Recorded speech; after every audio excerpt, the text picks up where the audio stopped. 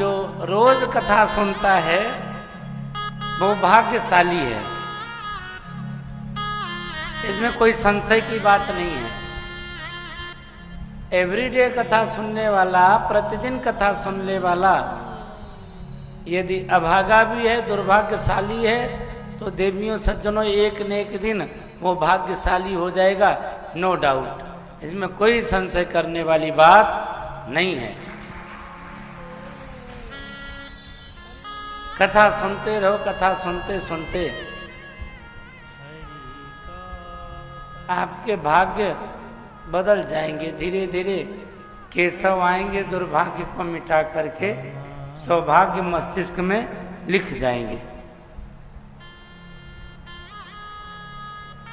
अब कोई कहे कि जो है ऐसा कैसे हो सकता है, मेहनत न करे और वो जो है बहुत ज़्यादा प्रचलित हो जाए, बहुत ज़्यादा विख्यात हो जाए, उसकी बहुत प्रसिद्धि हो जाए, ऐश्वर्यवान हो जाए।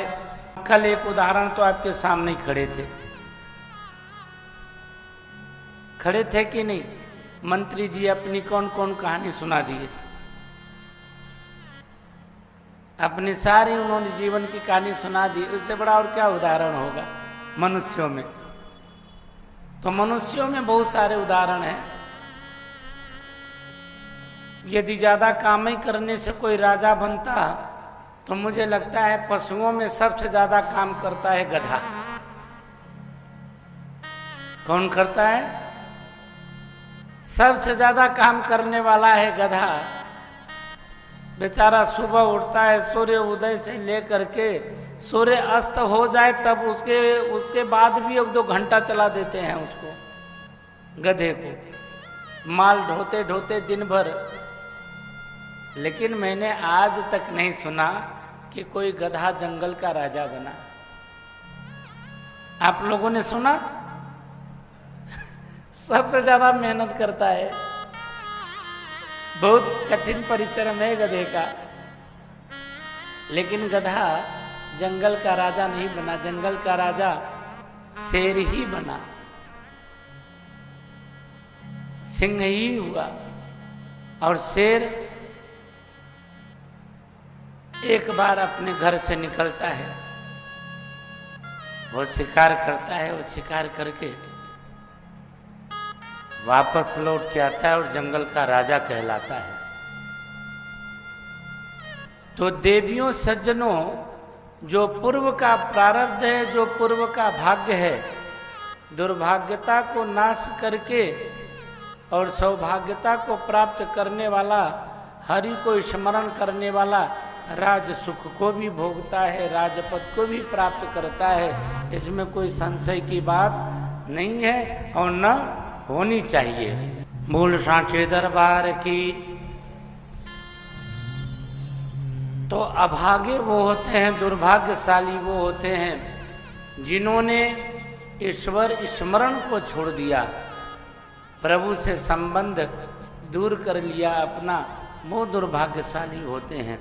भजन करने वाला दुर्भाग्यशाली नहीं होता, कथा सुनने वाला कभी दुर्भाग्यशाली नहीं होता। अपने आप को कभी भी दुर्भाग्यशाली मत समझना।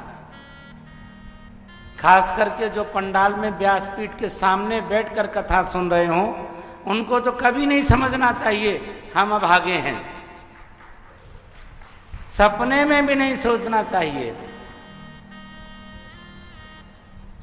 जो टेलीविजन के सामने बैठ करके सुनते हैं ना, टेलीविजन के सामने वाले आप लोगों की बरोबरी नहीं कर सकते। सुनने से, कथा तो सुनो, सत्संग सुनो मन लगाकर, तो पुण्य तो उससे भी मिलेगा।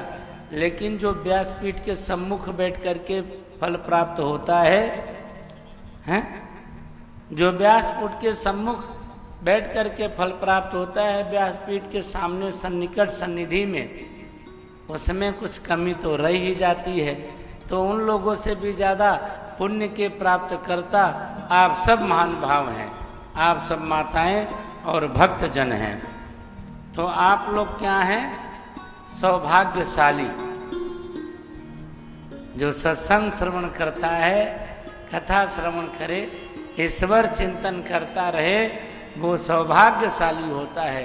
और आप जैसे सौभाग्यशालियों से ही भगवान की दयालुता संसार में बरसती रहती है।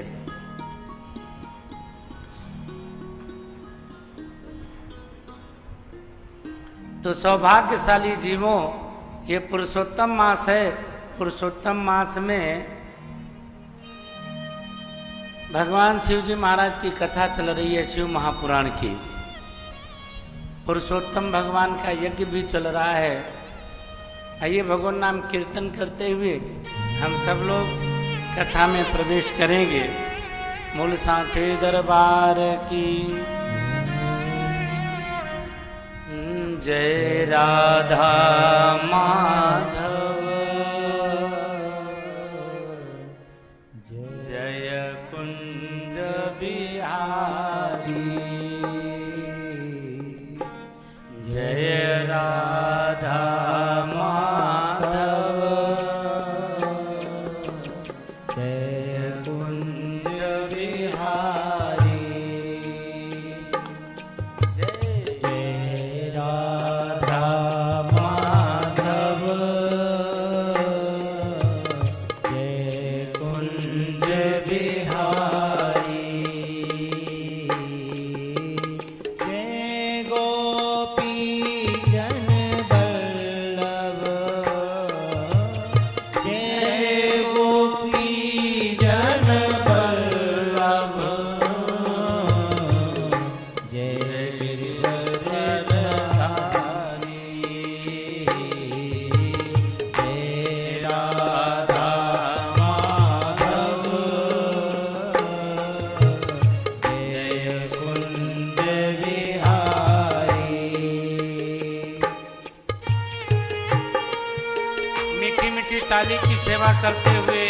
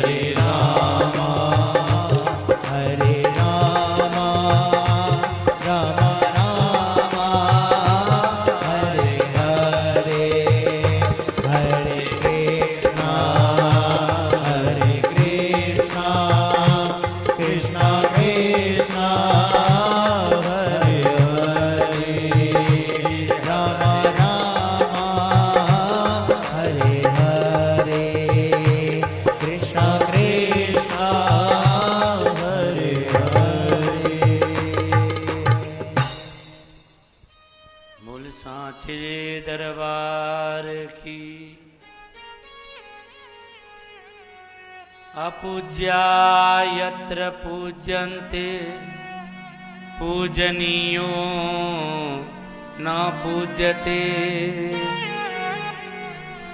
तत्र तृणे बन्धनानि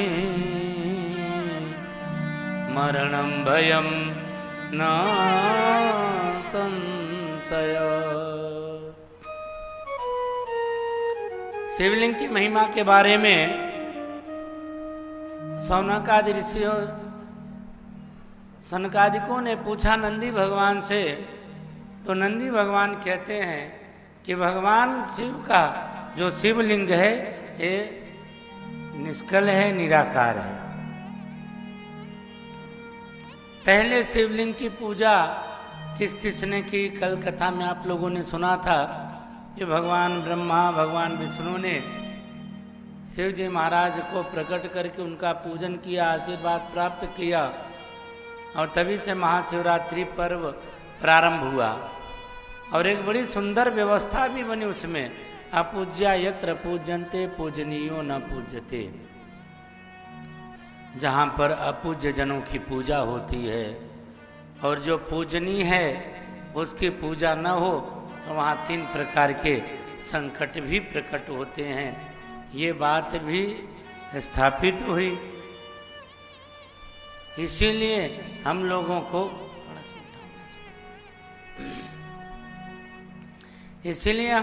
को अपने से बड़ों को, अपने पूजनीय जनों का आदर करना चाहिए, सम्मान करना चाहिए। हर समय ये बात ध्यान में रखनी चाहिए। आप किसी को कोई चीज खिला रहे हो, उसमें एक आइटम खिलाने में कम कर दो, लेकिन जो सम्मानीय जन है, जो पूजनीय है, जो वंदनीय है, उसके सम्मान में कमी न होने पाए, ऐसा हर समय ध्यान में रखना चाहिए। और मनुष्य के जीवन में आशीर्वाद का बड़ा महत्व होता है। भगवान भी जब प्रकट होते हैं तो आशीर्वाद ही तो देते हैं, वो भी तो आशीर्वाद ही दे करके व्यक्ति के मनोकामनाओं को पूर्ण करते हैं।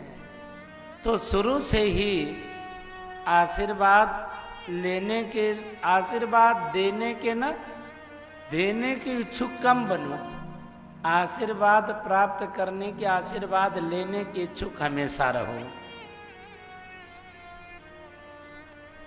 उम्र चाहे जितने की हो जाए, आशीर्वाद की आवश्यकता सबको है। ऐसा कोई नहीं जिसे आशीर्वाद की आवश्यकता न हो। आशीर्वाद से जीवन में सरलता आती है, विनम्रता आती है। इंग्लिश में कहते हैं बी कर्टियस, बी पोलाइट्स। विनम्र बनो, उदार बनो। विनम्र बनना, उदार बनना, विनम्रता तो मनुष्य के जीवन का आभूषण है। जो सरलता है, विनम्रता है, वो मनुष्य के भूषण की पहचान है। बड़े बनने की लड़ाई पहले से चली आ रही है। जब बड़ा बनना चाहा कोई ने तो वहाँ पर परिस्थितियाँ विध्वंसक हुई, और छोटा बनना चाहा, आशीर्वाद का जो है ग्राहक बनने का प्रयास किया, तो मुझे लगता है कि उसके जीवन में सबसे बड़ी सफलता रही। जो आशीर्वाद का ग्राहक बना, जो सरल बना, विनम्र बना, उदार बना, उसके जीवन में सफलता कभी रुकती नहीं है।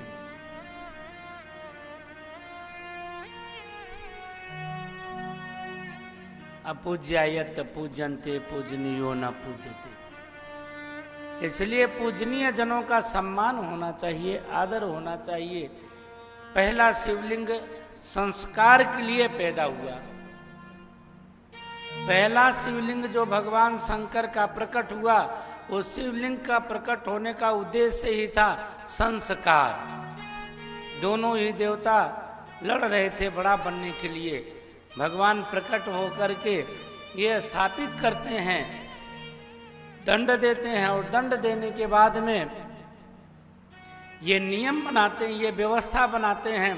जिसके जीवन में संस्कार नहीं है, जिसके जीवन में उच्छृंखलता है, उदंडता है, अव्यवस्था है, उसका जीवन न ब्रह्मा जैसे पद को पा करके व्यवस्थित होता है और न मनुष्य का जन्म लेकर के संसार में खाना पीना, सोना जागना, बाल बच्चे पैदा करना, ये तो पशु भी कर लेता है, जीव जंतु भी कर लेते हैं, उनका पालन पोषण पशु भी कर लेता है। फिर पशु और मनुष्य में अंतर क्या है? बस पशु और मनुष्य में अंतर यही है, संस्कार।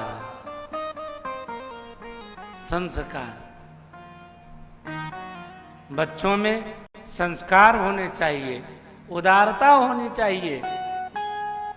जो बालक अपनी माता पिता का सम्मान करता हो, अपने माता पिता का आदर करता हो, प्रातः उठ करके माँ बाप को वंदन करता हो, उनको सम्मान देता हो, मैं कहता हूँ कि उसे उसकी ये तपस्या बड़े महान स्तर को, स्थान को पहुँचा देने वाली होगी। जो बच्चा अपने माता पिता का सम्मान करे, स्वागत करे, प्रणाम करे, ये बात समझ में देर में आती है, ये बात समझ में देर में आती है, जब समय बीत जाता है तब आती है। कई लोगों की जिंदगी तो मैंने देखा कि माँ बाप से लड़ते लड़ते बीत जाती है, और जब बात समझ में आती है तो पता लगा कि माँ बाप अब जिंदगी में, जीवन में नहीं है। अब करना भी चाहें तो किसका सम्मान करें? देवियों सज्जनों, भगवान का दर्शन करना है, माँ बाप को प्रसन्न रखो, आपको भगवान का दर्शन अवश्य प्राप्त होगा। अपने माता पिता का सम्मान करो, आदर करो, उनको प्रतिदिन वंदन करो, प्रणाम करो, आपको भगवान का दर्शन होगा। ये जो माँ बाप घर में घूम रहे ना, माताओं, जिनकी जिनकी बूढ़ी सास बैठी है ना, और ससुर, ये लोग भी कोई ऐसे दुश्मन नहीं बैठे, ये विरोधी नहीं बैठे, ये चलते फिरते देवता हैं। कैसे देवता हैं? चलते फिरते बोलते देवता हैं। इन देवताओं का आशीर्वाद प्राप्त कर लो। ये देवता प्रसन्न हो गए तो मंदिर वाले देवता अपने आप प्रसन्न हो जाएंगे। चलता फिरता देवता, ये पहले भगवान के ज्योतिर्मय स्तंभ का लिंग प्रकट होने का ये प्रमाण है। शिव महापुराण ये बात उद्घोष करती हुई कह रही है, जोर जोर से कह रही है, क्योंकि भगवान नारायण विष्णु ने ब्रह्मा जी को प्रकट किया, तो ब्रह्मा जी पुत्र हुए ना, और पुत्र पिता का अनादर करके अपमान करने के लिए चला था, बाप बनने चला था, तो भगवान शंकर नाराज हो गए, क्रोध हो गए। भगवान शंकर का कोई नुकसान नहीं किया था ब्रह्मा जी ने? भाई बताओ, किया था क्या? आप तो कल कथा में थे। ब्रह्मा जी ने शंकर जी को नुकसान पहुंचाया? आप लोग बताओ, कथा में कल प्रसंग आया था क्या? ब्रह्मा जी ने कोई नुकसान पहुंचाया शंकर जी को? शंकर जी को कोई अपशब्द कहा, कोई गाली दिया? फिर शंकर जी प्रकट होकर के क्यों उनकी मुड़ी काट दिए? क्यों काट दिए? क्योंकि असंवैधानिक था, अधिकार ही नहीं था, और जो अनाधिकार होकर के प्राप्त करने के लिए चला था, कुचेष्टा कहते हैं जिसको, कुचेष्टा करने का प्रयास किया, तो भगवान शंकर ने देखा इनकी जैसी आदतें संसार के लोगों में पड़ जाएगी तो सारी सृष्टि क्रैश हो जाएगी, इसलिए तत्काल व्यवस्था को बनाया। इस बात को बड़ा साधारण से न लें, इस बात को साधारण से न लें। कथा में पहले ज्योतिर्लिंग से इस बात को हृदय में बैठाएं, जो जहां पर है वो वहीं से अपने से बड़ों का, बुजुर्गों का आदर करना शुरू कर दे, वहीं से वो शुरू हो जाए। आगे का भविष्य उत्तम होगा, आगे का भविष्य बड़ा सुंदर होने वाला है। कोई भविष्य में गड़बड़ी नहीं होगी, जिंदगी में उन्नति होगी। गोस्वामी तुलसीदास जी ने भी तो लिखा है, माँ नहीं मात पिता नहीं देवा, माँ नहीं मात पिता नहीं देवा, माँ नहीं मात पिता नहीं देवा, संग करे वावहि सेवा, साधुन संग करे वावहि सेवा। माँ नहीं मात पिता नहीं देवा, साधु न सन करवावहि सेवा। जो माता पिता में देवत्व तो नहीं देखता, घर में बूढ़ा बूढ़ी बैठे रो रहे हैं, हम बाहर जाकर के भगवान को पूजाएं, तो भगवान कैसे प्रसन्न होगा? भगवान को प्रसन्न करने के लिए लोग पूछते हैं हम लोगों से, महाराज इतना धर्म हो रहा है, इतना धर्म हो रहा है, इतनी कथाएं हो रही हैं, और देखो फिर भी लोग कैसे उन्मुक्तता की ओर, शिक्षाचार की ओर बढ़ते चले जा रहे हैं। धर्म हो रहा है, लेकिन धर्म के साथ साथ में जो हृदयंगम करने वाली चीजें हैं वो नहीं हो रहा है।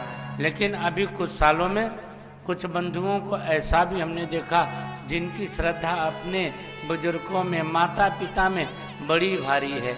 अपने बुजुर्गों की तो करते ही करते हैं, दूसरे का भी मिल जाए तो उसका भी सम्मान करते हैं, उसको भी वंदन करते हैं, उसको भी प्रणाम करते हैं, उसको भी आदर देते हैं। ऐसे भाई बहन भी कथाओं के माध्यम से हुए, और यही भारत का गौरव है। भारत का यही गौरव है। भारत सबके भरण पोषण करने की व्यवस्था करती है, इसीलिए इस देश का नाम भारत है। सबके मान का, सम्मान का ख्याल रखता हो वो जो है वही भारत है। प्रथम शिवलिंग की स्थापना संस्कारों के ऊपर स्थापित हुआ। अपूज्या यत्र पूजन्ते पूजनीयो न पूजते। पूजनीय जनों का सम्मान करके फिर भगवान का पूजन करें, अभिषेक करें। और जब कथा सुन सुन के जाते हैं ना माताओं, जब कथा सुन सुन के जाती हैं, जिनकी जिनकी सास बैठी हो घर में जाके प्रणाम करना चाहिए, सास का आशीर्वाद लेना चाहिए, तो कथा का पूरा फल प्राप्त होगा। और नहीं प्रणाम करोगे ना तो जब सास देखेगी कथा सुन के आई तो पता है क्या क्या सुनाती होगी वो, आप लोगों को मालूम ही होगा। घर में बेचारी सास चाय के लिए भूखी बैठी और ये सुन रही कथा।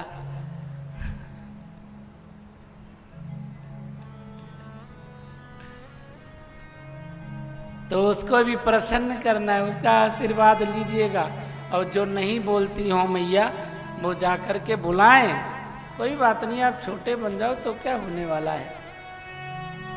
जो बड़ा है वो तो बड़ा ही रहेगा, छोटा थोड़ी हो जाएगा।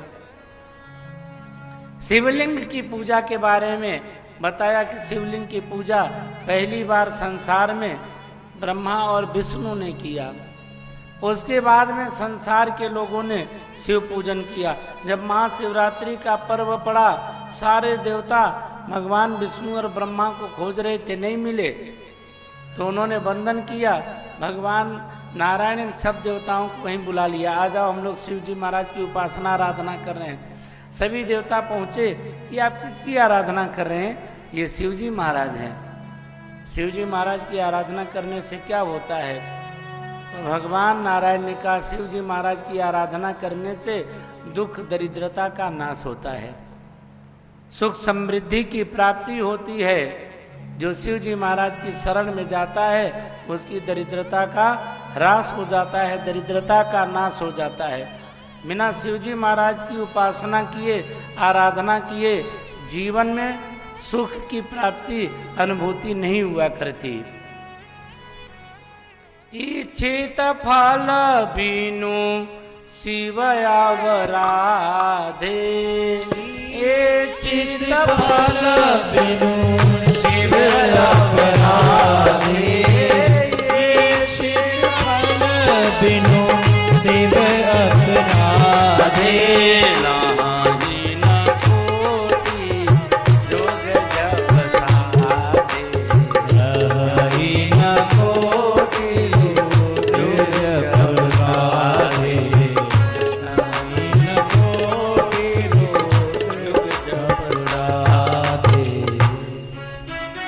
इच्छित फल बिनु शिव अवराधे, लहाई न कोटि जोग जप साधे।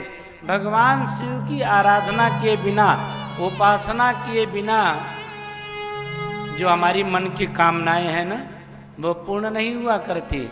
मन को, कामनाओं को पूर्ण करना चाहते हैं, कमियों को दूर करना चाहते हैं, तो शिव जी महाराज की आराधना करो। सोमवार का व्रत रखो। किसका व्रत? 16 सोमवार का व्रत रखो। सोमवार का व्रत रखो, शरीर भी ठीक रहेगा, फैटी नहीं होगा, और दिन भर भगवान शिव का पूजन करके नाम जप करेंगे तो भगवान शिव जी महाराज भी प्रसन्न होगा। इच्छित फल बिन शिव अवराधे, मन वांछित फल प्राप्ति के लिए चाहे जितने जोग जतन कर लो, साधन कर लो, ये रामायण में लिखा है। इच्छित फल बिन शिव अवराधे, लहाई न कोटि जोग जप साधे। एक दो उपाय तो छोड़ो, करोड़ों उपाय भी कर लो, फिर भी मन में स्थिरता नहीं आती। कई बार जीवन में सब कुछ प्राप्त हो जाए फिर भी मन में अशांति रहती है। सब कुछ प्राप्त होने के बाद में मन अस्थिर रहता है, अशांत रहता है, शांति नहीं रहती, स्थिरता नहीं रहती। देवियों सज्जनों, मन में शांति के लिए, स्थिरता के लिए भी भगवान शिव की ही साधना, भगवान शिव की साधना से ही मन में शांति स्थिरता आएगी। देवताओं को कहा भगवान नारायण ने, भाई संसार में जितने मर्जी यत्न कर लो, जब तक शिव जी महाराज को नहीं पूजोगे, शिव जी महाराज को नहीं भजोगे, तब तक आपको मन वांछित फल की प्राप्ति नहीं होने वाली है। बोलो शंकर भगवान की। मन में सबकी इच्छा तो होगी ना, एक दो नहीं हो तो कई कई होगी। तो ये सारी इच्छाओं के निमित्त भगवान शिव की आराधना उपासना करना तो नितांत आवश्यक है।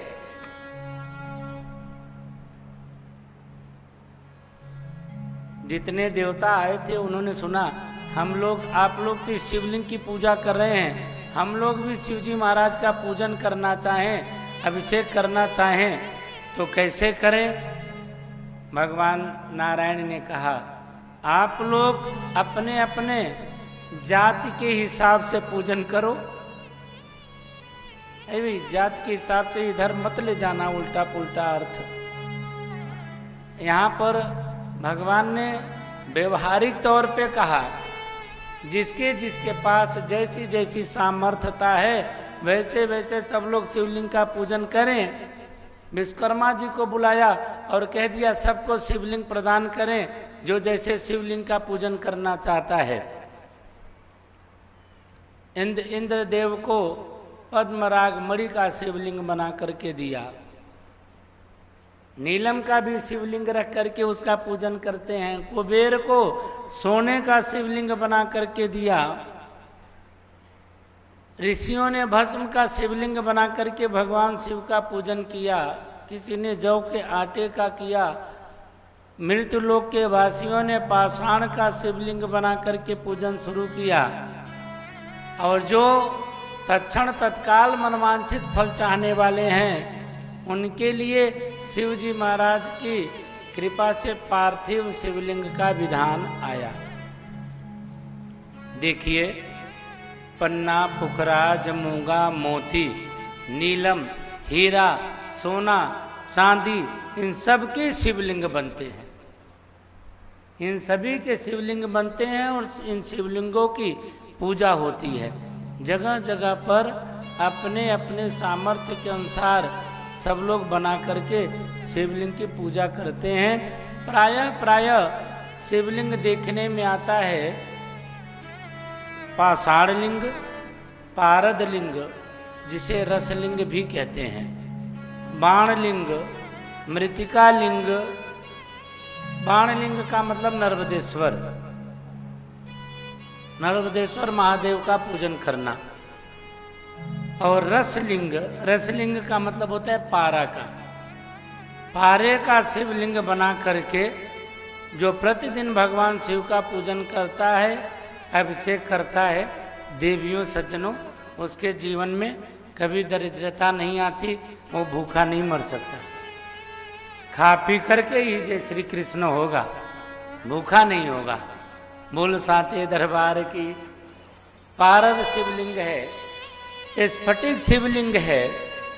ऐश्वर्य की प्राप्ति करने के लिए स्फटिक शिवलिंग का पूजन करने का विधान बताया गया। और सबसे सरल पूजन करने का विधान बताया मृतिका का, पार्थिव शिवलिंग। मिट्टी का शिवलिंग बना करके उसका पूजन करना। तो यहाँ पर सनकादिकों ने नंदी से पूछा कि मृतिका का शिवलिंग बना करके कभी किसी ने पूजा है? आपके पास में कोई इसका प्रमाण उदाहरण है? बोले है ना, मैंने खुद ही पूजन किया है।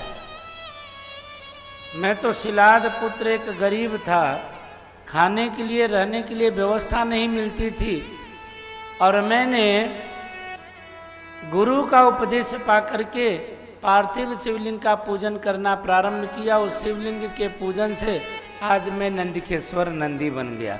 ये शिवजी महाराज की ही कृपा है और पार्थिव शिवलिंग का ही प्रमाण है।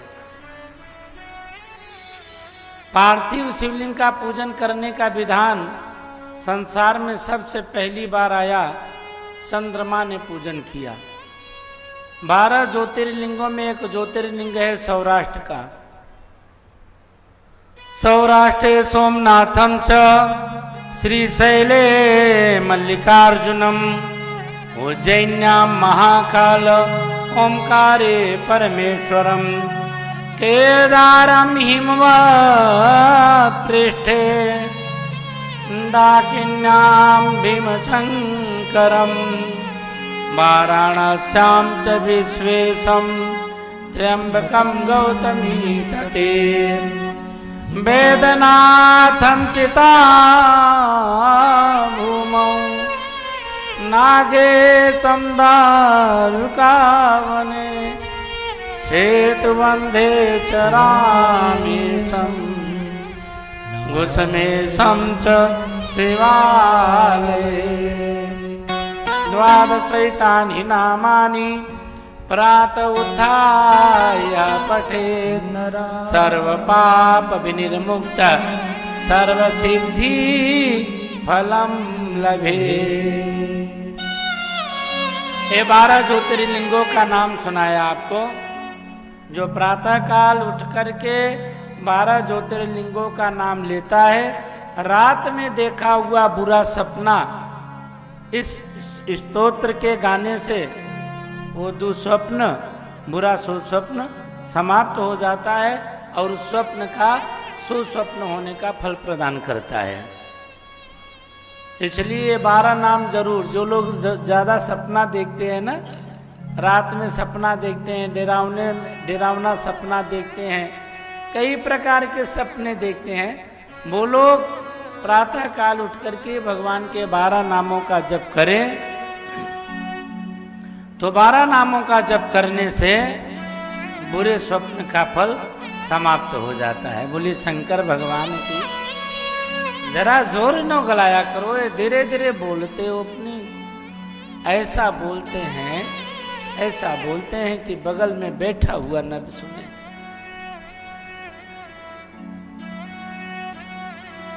बड़ी एकता है आप लोगों में।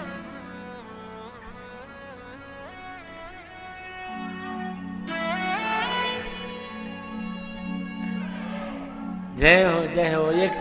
एकता काम आ गई, एकता काम आ गई। 12 ज्योतिर्लिंगों में पहला ज्योतिर्लिंग है सौराष्ट्र का, सोमनाथ भगवान।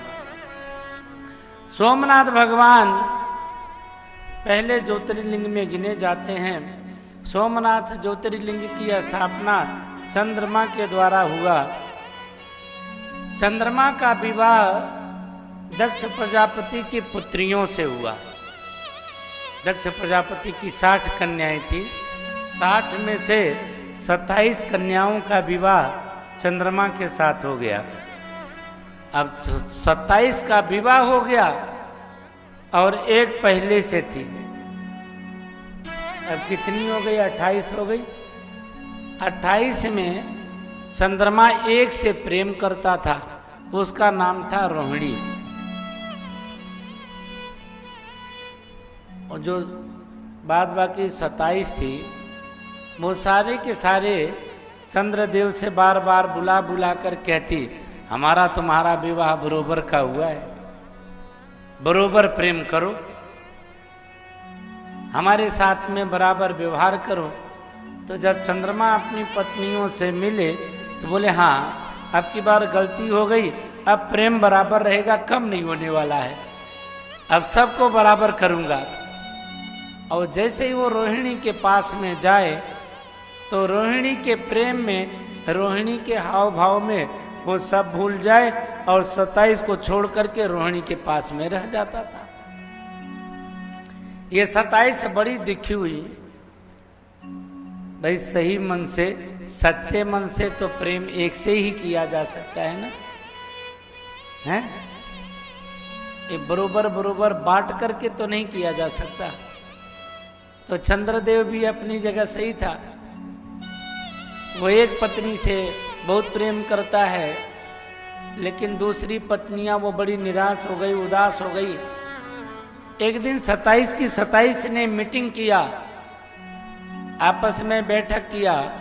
हमारे पिता ने बरोबर में विवाह किया, बराबर का कन्यादान दिया और सबके नाम का बराबर बराबर दान दहेज माल मत्ता दिया, लेकिन ये पति है कि एका होकर के रह गया, हम लोगों को भाव ही नहीं देता। हम लोग ये शिकायत पिता से जाकर करेंगे, अकेले के साथ विवाह किया है कि सबके साथ? 27 आई आकर के अपने पिता से शिकायत किया, पिताजी हम सबका विवाह बरोबर बरोबर किया है कि कम बेसी में किया है? पिता ने कहा बरोबर में किया है, सबको एक समान कन्यादान किया है। क्या बात हो गई? बात तो सीधी सी है, चंद्रदेव रोहिणी में आसक्त हैं, अनुरक्त हैं, हम लोगों की तरफ देखते ही नहीं है, जैसे हम कुछ लगती ही नहीं है। अच्छा ऐसी बात है तो मैं उसे बुलाता हूँ। दक्ष प्रजापति ने चंद्रदेव को बुलाया और बुला करके कहा, चंद्रदेव सारी पत्नियां समान हैं, अपनी सभी पत्नियों का सम्मान बरोबर करो, किसी से कम ज्यादा करना ये ठीक नहीं है, दोष लगता है। चंद्रदेव ने कहा, पिताजी मैं तो पूरा प्रयास करता हूँ बरोबर बरोबर प्रेम करने का और करता भी हूँ, लेकिन इन लोगों को कम दिखता है तो मैं क्या करूँ? इनकी निगाह में कम बेसी हो जाता है तो अब मैं क्या करूँ? दक्ष प्रजापति ने कहा, तो ये झूठ बोल रही? सारी की सारी सामने आके खड़ी हो गई, पूछने लग गई, पूछो इससे कितने दिन हो गया हमसे मिले। अब चंद्रदेव को आभास हुआ कि अब यहाँ झूठ चलने वाला नहीं है, पकड़ा गया।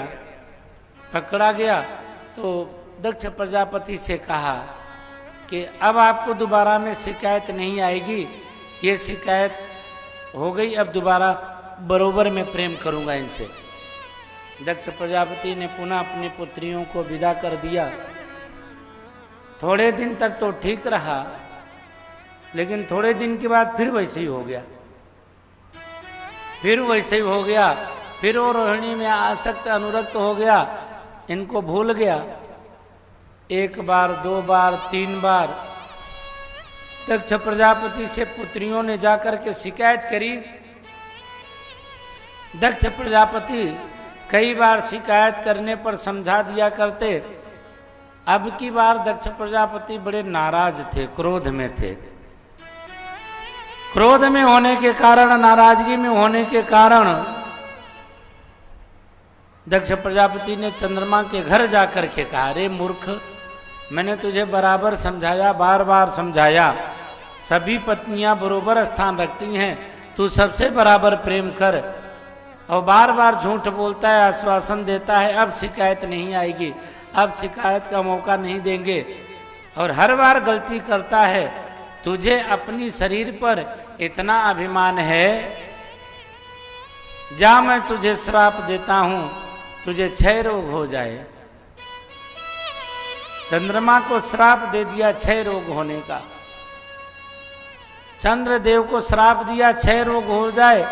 क्षय रोग से ग्रसित चंद्रदेव की धीरे धीरे अंग गलने लगे। क्षय का मतलब धीरे धीरे शरीर का गलना होता है, ह्रास हो जाए, समाप्त हो जाए।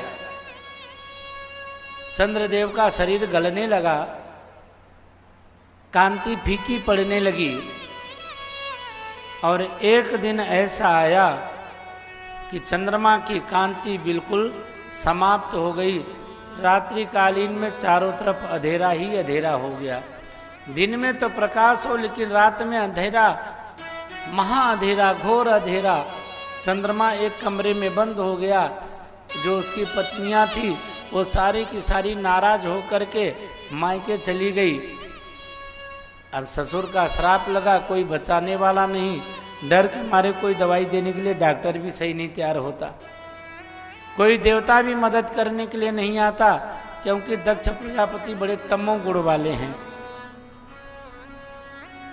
जो तमोगुणी होता है ना, क्रोधी, खुद तो लड़ेगा लड़ेगा, और दूसरा कोई छुड़ाने के लिए आ जाए या दूसरा का ना मदद करने लग जाए तो उसकी भी ऐसी तैसी करेगा वो।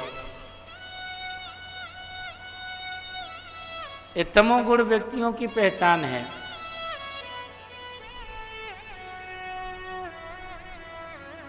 तो दक्ष प्रजापति के डर के मारे कोई भी मदद नहीं करता। यहां तक कि देवराज इंद्र भी दुर्दशा देख करके परेशान तो हैं, व्यवस्था ठप पड़ी है, लेकिन कोई मदद नहीं कर पा रहे हैं। चंद्र ने कहा, आप तो देवराज हो, मेरी मदद करो, देखो मैं बीमारी से ग्रसित हूं। तो देवराज इंद्र ने कहा, एक तो तुम्हारे ससुर ने श्राप दिया, मैं कुछ कर ही नहीं सकता इसमें, और दूसरी सबसे बड़ी बात यह है कि ये बीमारी असाध्य है, इसका साधन मेरे पास में है ही नहीं, और होता तो भी कुछ कर नहीं सकते, क्योंकि दक्ष ने श्राप दिया है। और दक्ष के श्राप में कोई परिवर्तन लाने का प्रयास करे, बदलने का प्रयास करे, तो क्या पता दक्ष उसको भी श्राप दे दे, मदद करने के लिए आए तो। इसलिए संभव नहीं है।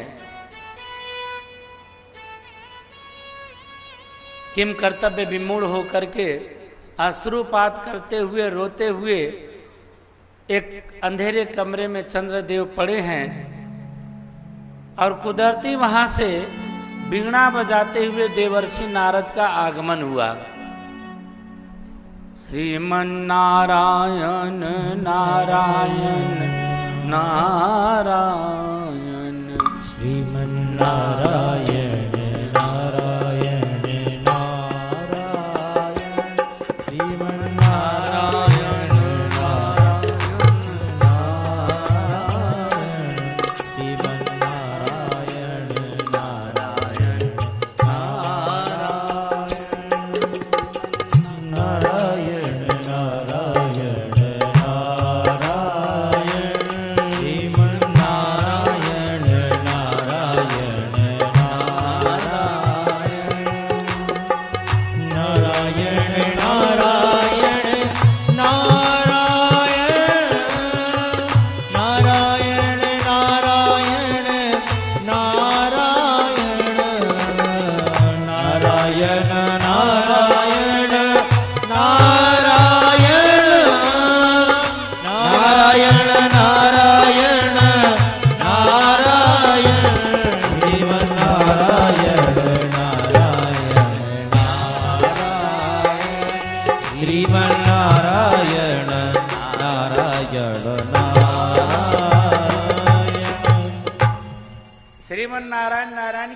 दरवाजे से आई।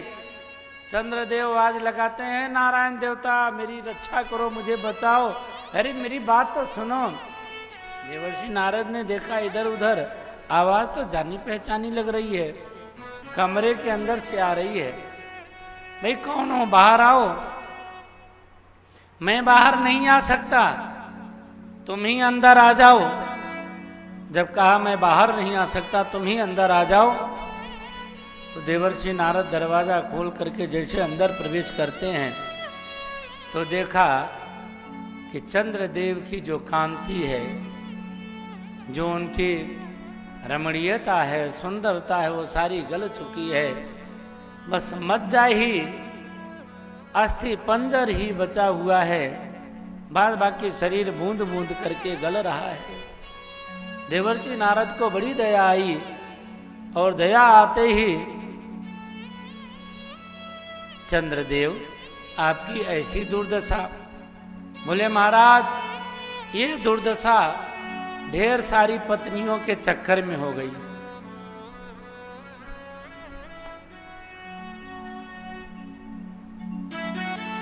ये दुर्दशा कई पत्नियों के होने पर हो गई, कई पत्नियों के होने पर ये दुर्दशा हो गई।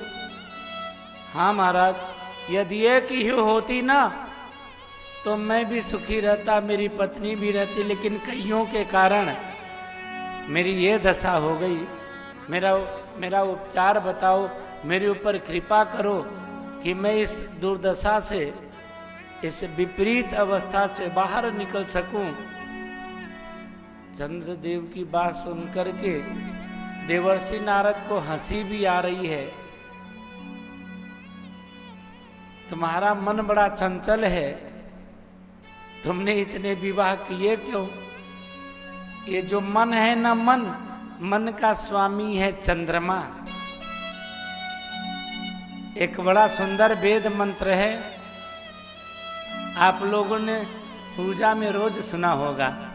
चंद्रमा मनसो जात चक्षु सूर्यो अजायत, चंद्रमा मनसो जायत। ये वेद मंत्र है कि चंद्रमा मन का स्वामी है, और जिसका चंद्रमा मजबूत होता है उसको किसी से भय नहीं लगता। उसके अंदर की विल पावर बड़ी स्ट्रॉन्ग होती है, मजबूत होती है। चंद्रमा वाले को, उसको जल्दी रोना भी नहीं आता। और जिसका चंद्रमा वीक हो, कमजोर हो, शत्रु से पीड़ित हो, तो छोटी छोटी बात पर रोना आ जाएगा, घबराहट हो जाएगी छोटी सी बात पे, गहरे चिंतन में चले जाएंगे।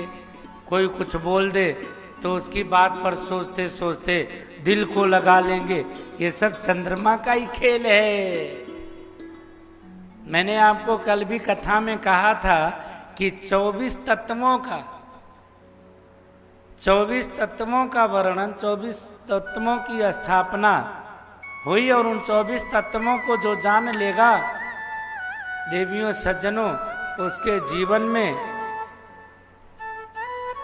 अपरंपार खुशी और महान शांति आती है। तो मन का स्वामी कौन है? बोलो ना, या सोने के लिए आए हो आप लोग? आंखें बंद कर करके टूल रहे हो ऐसे से। काम ज्यादा मुझे करना पड़ता है और थकावट में आप लोग दिखाई दे रहे हैं। मन का स्वामी है चंद्रमा। हम लोग चंद्रमा के द्वारा ही, यदि मन चंद्रमा न होता ना तो जीवन में खुशी नहीं होती, प्रकृति में हंसी नहीं होती, फूल में खिलना नहीं होता। ये सब चंद्रदेव के कारण है। जैसे जिसका चंद्रमा मजबूत कमजोर होगा, वैसे वैसे ही फल की प्राप्ति होती है। चंद्रदेव के दुख को देख करके देवर्षि नारद ने कहा, आपकी इस दशा को देख करके मेरे मन में भी दया आ रही है। अब कुछ उपाय बताता हूं मैं आपको। आंख बंद किया और आंख बंद करके देखा तो कहा, देखो जिसका मन खराब हो जाए, मन कहीं न लगे, वो भगवान शंकर की आराधना करे। मेरा मन भी खराब हो गया था, मैं भी मन से दुखी हो गया था। जब मैं मन से दुखी हुआ तो मैंने भी भगवान शिव का पूजन किया, अभिषेक किया। और भगवान शिव का पूजन करने से, अभिषेक करने से मेरे मन में परम शांति की प्राप्ति हुई। चंद्रदेव से देवर्षि नारद ने कहा, और उसका प्रमाण रामायण में भी बड़ा सुंदर है।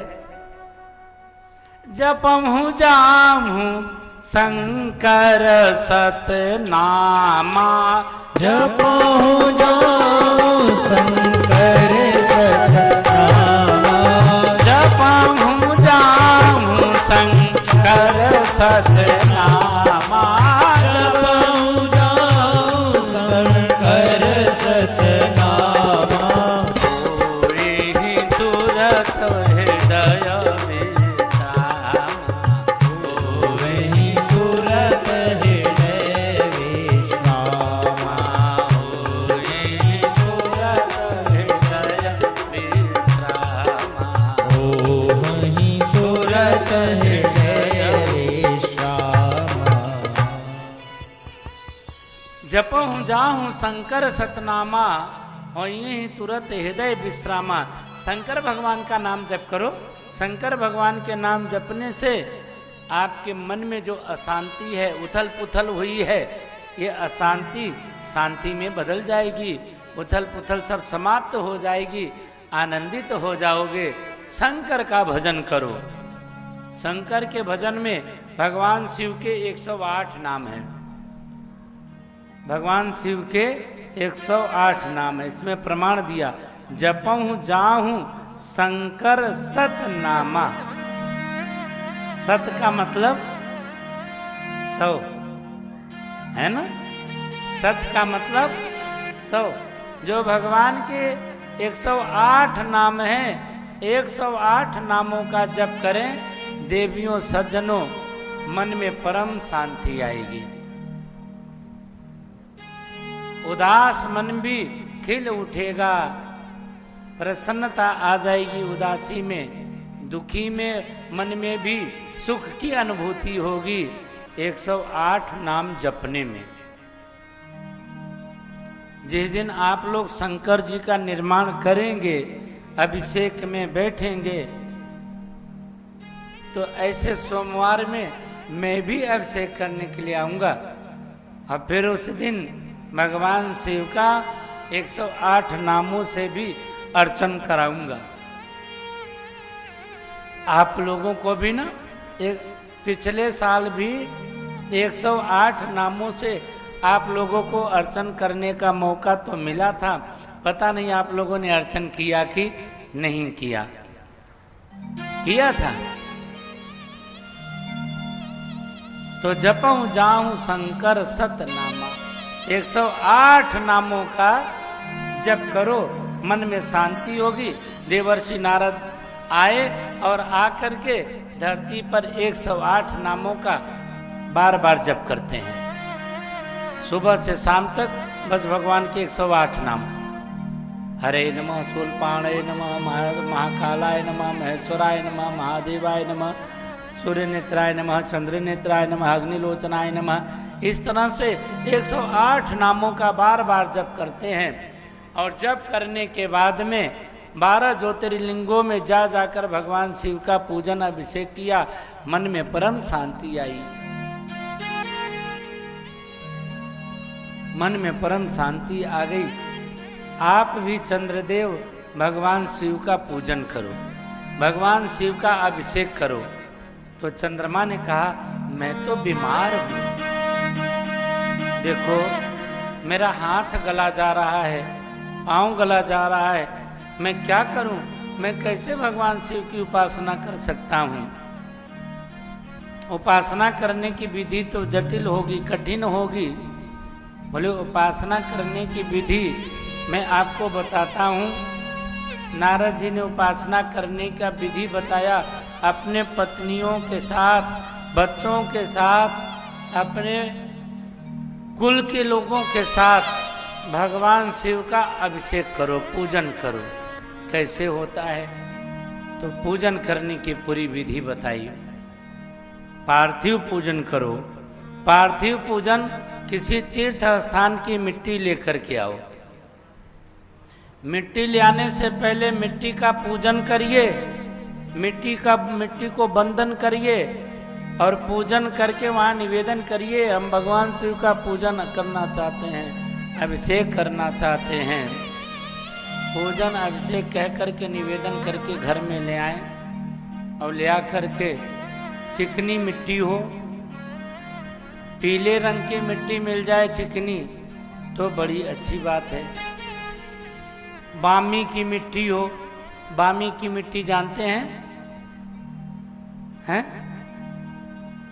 जहां पर सांप के मर जाने पर डाल दिया करते हैं, उस जगह की मिट्टी को बड़ा शुद्ध और पवित्र बताया गया। बामी के मिट्टी से शिवलिंग का निर्माण करें। बामी की मिट्टी न मिले तो पीली चिकनी मिट्टी ले आए, और पीली भी न मिले तो फिर काली चिकनी मिट्टी अपने इधर तो खूब मिलती है, लेकिन हम लोगों ने इतने खोद खोद करके शंकर जी बनाए कि अब नजदीक में मिलती भी नहीं है ज्यादा।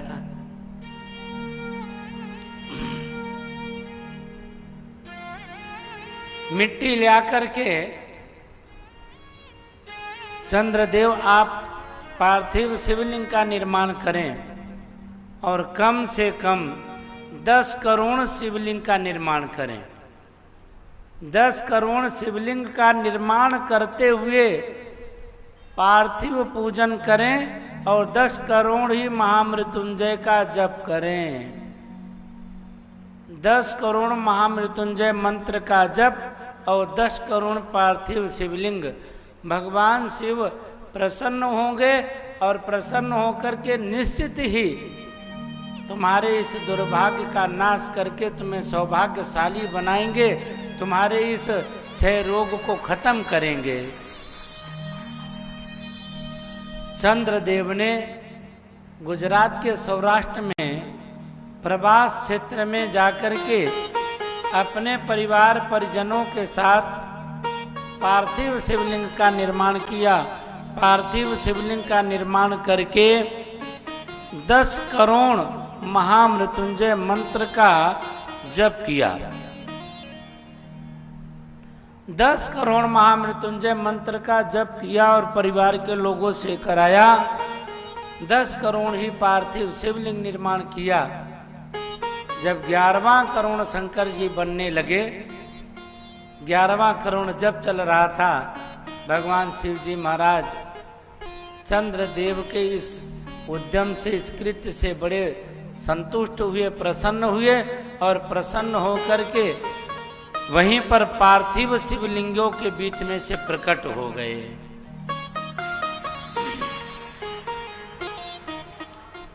पार्थिव शिवलिंगों के बीच में भगवान शिव प्रकट हुए।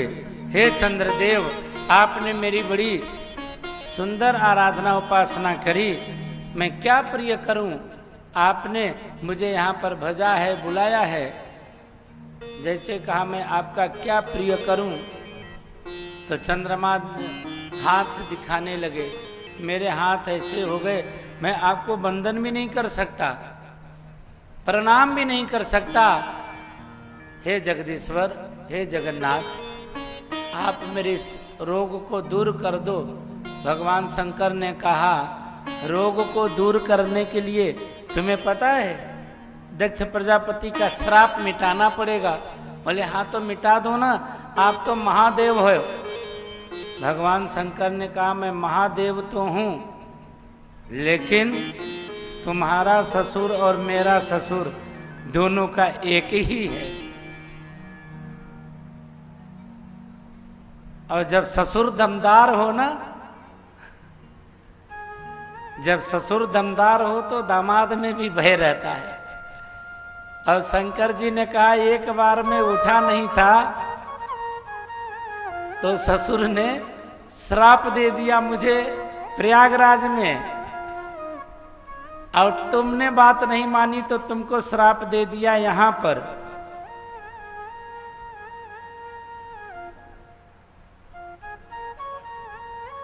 ससुर दमदार है भाई, खतरनाक जिसे बोलते हैं। तो भगवान शंकर कह रहे हैं कि तेरा और मेरा ससुर एक ही है, और तुझे श्राप दिया। यदि मैं ससुर के श्राप को मिथ्या कर दूं तो ससुर मुझसे नाराज हो जाएगा,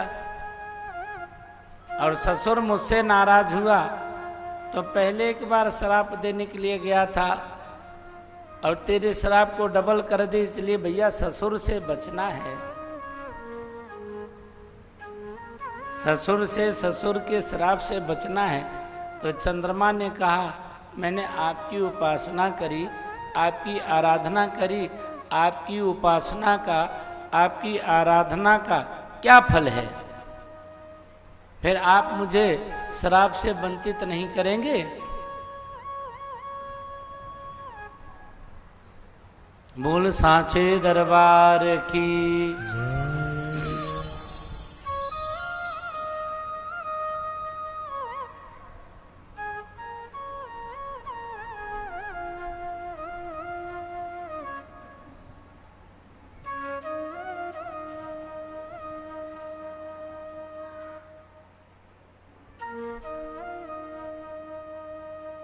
भगवान शंकर ने कहा करूंगा वंचित, कुछ न कुछ उपाय तो करूंगा, तुम्हें तुम्हारे आराधना की, साधना की, उपासना का पारितोषिक तो मिलना चाहिए। बोले महाराज इतनी कृपा करो, ये 6 रोग समाप्त कर दो। भगवान ने कहा तुम मेरी एक बात मानो, तुम भी खुश हो जाओगे और संसार भी देखेगा शिव जी महाराज का चमत्कार। बजाओ बजाओ बजाओ।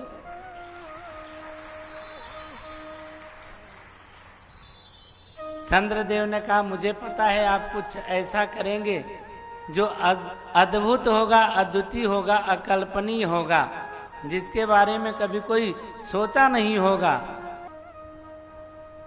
बोल सांचे दरबार की जय। बच के रहना, अभी आई फ्लू चल रहा है।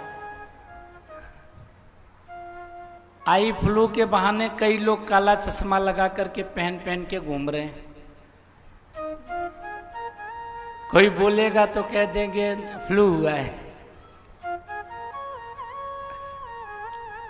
आपको भी लगाना है तो लगा के आओ। जुकाम हो रहा है, मेरे भी आंख में ना खजुली सी हो रही थी आज, तो मेरे को किसी ने कहा महाराज आप भी चश्मा लगा के जाओ। तो हमने कहा कि यदि मैं जाकर के चश्मा लगा करके बैठूं तो लोग बड़े ध्यान से देखेंगे, ये चश्मा दिखाने के लिए लगा के आए हैं कि सही में फ्लू। तो हम तो ऐसे ही आ गए।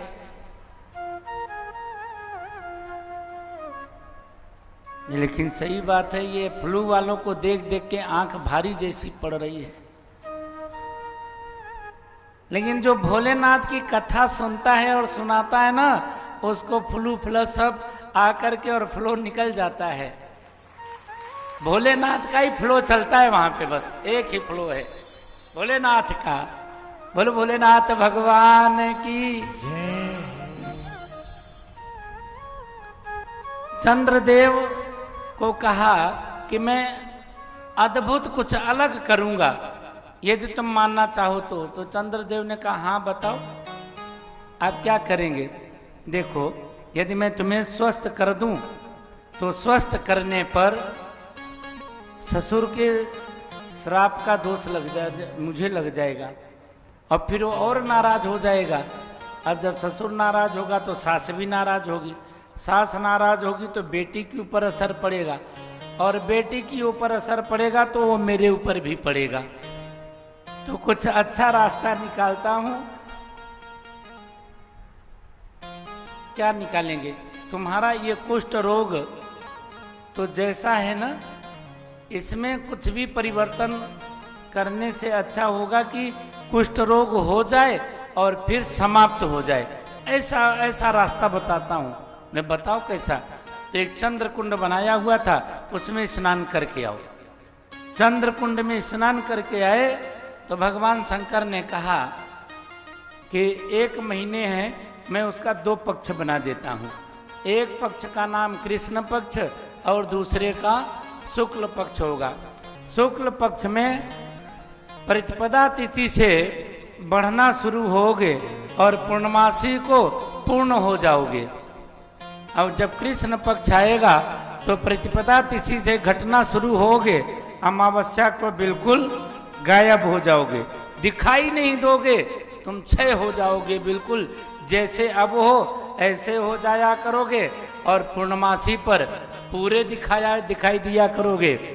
तो मेरा भी जो है वरदान देना सफल हो जाएगा और तुम्हारे ससुर का श्राप देना भी ठीक रहेगा। चंद्रदेव ने कहा, महाराज ये कैसा वरदान है, 15 दिन तक दिखाई न दे और 15 दिन तक दिखाई दे। अरे ये वरदान सबसे अच्छा है। जब पूर्णिमा होगी तो लोगों के मन में पूर्ण प्रसन्नता आएगी, और जो पूर्णिमा के दिन, पूर्णिमा के रात्रि पार्वती के साथ भगवान शिव का पूजन करेगा, अभिषेक करेगा, उसे अक्षय धन की प्राप्ति होगी। और जो अमावस्या की रात्रि शिव जी महाराज का पूजन अभिषेक करेगा, उसके जीवन का ये क्षय रोग, ये चर्म रोग समाप्त हो जाया करेगा। ये वरदान देता हूँ। और तुम्हारी 16 कला हैं तो कलाई एक एक कलाएं बढ़ेंगी, 16 परिपूर्ण होंगी और फिर अगले दिन से एक एक करके घट जाया करेंगी। तो तुम्हें रोज नया जीवन मिलेगा। जिसके मन में तुम घुसोगे उसके मन में रोज उत्साह रहेगा, रोज कुछ करने की तमन्ना रहेगी, रोज कल्पना रहेगी, रोज मन में खिलोगे तुम, रोज मन में प्रसन्नता प्रदान करोगे। चंद्रदेव भगवान शिव का वरदान प्राप्त करके खुशी मनाने लगे। इतने में और देवता सब आ गए और सब देवताओं ने आकर के भगवान शिव से प्रार्थना किया, हे देवेश्वर जगदीश्वर, आप यहाँ पर हमारे भाग्य से, सौभाग्य से प्रसन्न हुए हो, प्रकट हुए हो। महाराज आप यहीं पर स्थित हो जाएं और जो भी प्राणी क्षय रोग से, चर्म रोग से ग्रसित हो, वो चंद्र कुंड में नहा करके आपका दर्शन करे तो उसकी अभिष्ट कामनाओं की पूर्ति हो। भगवान शिव ने कहा, तथा अस्तु। यहाँ पार्थिव शिवलिंग का निर्माण हुआ, इसलिए यहाँ पर स्थित हो जाऊंगा मैं। और ज्योति में स्वरूप भगवान वहीं पार्थिव शिवलिंगों में समाविष्ट हो गए। उस ज्योतिर्लिंग का नाम पड़ा सोमनाथ। बोले सोमनाथ भगवान की जय। सौराष्ट्र में सोमनाथ भगवान की सुंदर स्थापना हुई। देवियों सज्जनों, जो चंद्र कुंड में स्नान करके सोमनाथ भगवान का दर्शन करता है उसको क्षय रोग से मुक्ति प्राप्त हो जाती है। लेकिन 10 करोड़ शिवलिंग बनाने में परिवार छोटा था, कम था, तो चंद्रदेव को 6 महीने लगे थे। 6 महीने तक रुक करके चंद्र कुंड में स्नान करना और सोमनाथ भगवान का दर्शन करना, भगवान सोमनाथ को चंद्र कुंड का जल चढ़ाना क्षय रोग से, जो असाध्य है, जिसका कोई संसार में साधन नहीं, समाधान नहीं, आज भी रोग से मुक्ति प्राप्त होती है सोमनाथ भगवान के दर्शन करने से। बोले सोमनाथ भगवान की। सारे देवता चंद्रदेव भगवान शिव को बारंबार प्रणाम कर रहे हैं, उनकी कृपा से अभिभूत हो रहे हैं। कैलाश के निवासी नमो बार बार हो, नमो बार बार हो, आयो शरण तिहारी भोले तार तार हो। नमो बार बार हो, नमो बार बार हो, आयो शरण तिहारी शरण तार तार हो। की निवासी नमो बार बार हो, नमो बार बार तिहारी भोले तार तार हो। आयो चरण तिहारी भोले तार तार तो।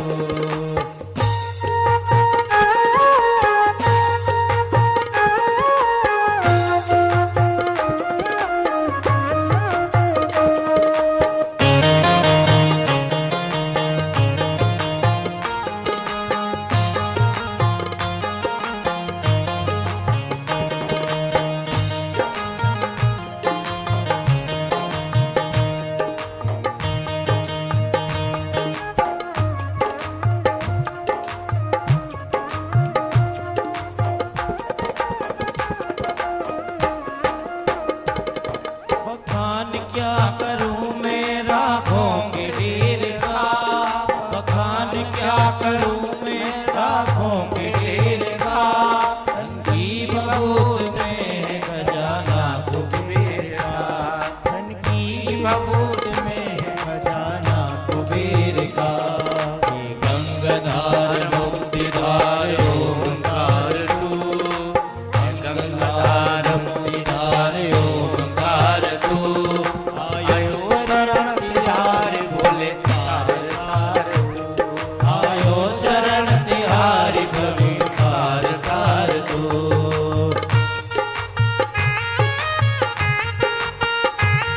बजाओ ना, ताली बजाओ।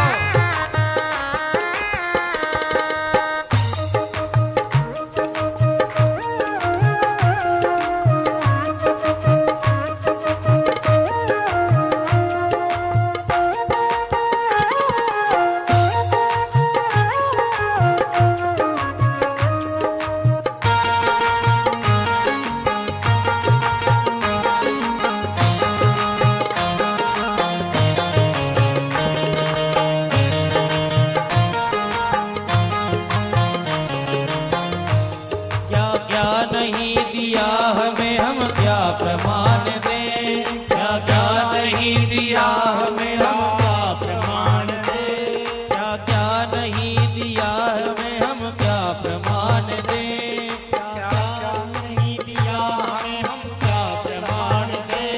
बस देह दीन लोक भोर तेरे दान दे, बस देह दीन लोक तेरे दान दे। जहिर पिया अमृत दिया कितना उदार तू, जहिर पिया अमृत दिया कितना उदार तू। आयो शरण तिहारी भोले तार तार तू, आयो शरण तिहारी भोले तार तार तू। कैलाश के निवासी नमो बार बार हो, कैलाश के निवासी नमो बार बार हो। आयो शरण तिहारी भोले तार तार तो।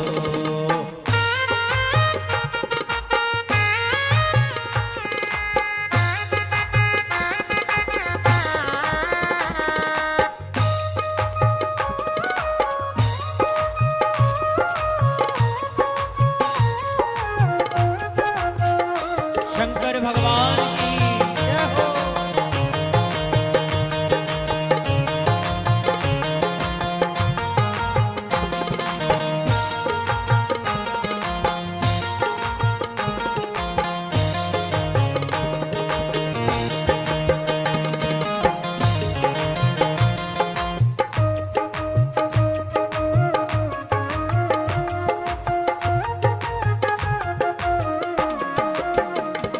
तेरी कृपा बिना नहीं लेक भी तृणो, तेरी कृपा बिना नहीं लेक भी तृणो। तेरी कृपा बिना नहीं लेक भी तृणो, तेरी कृपा बिना नहीं लेक भी तृणो।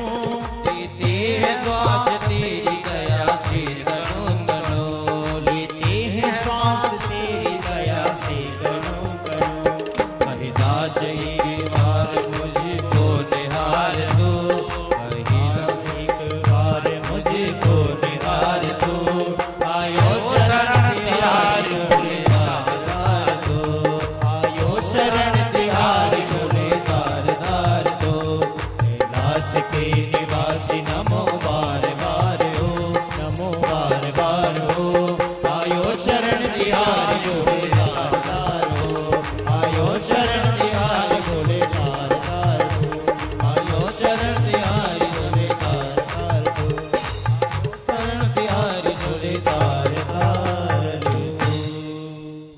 शंकर भगवान की जय।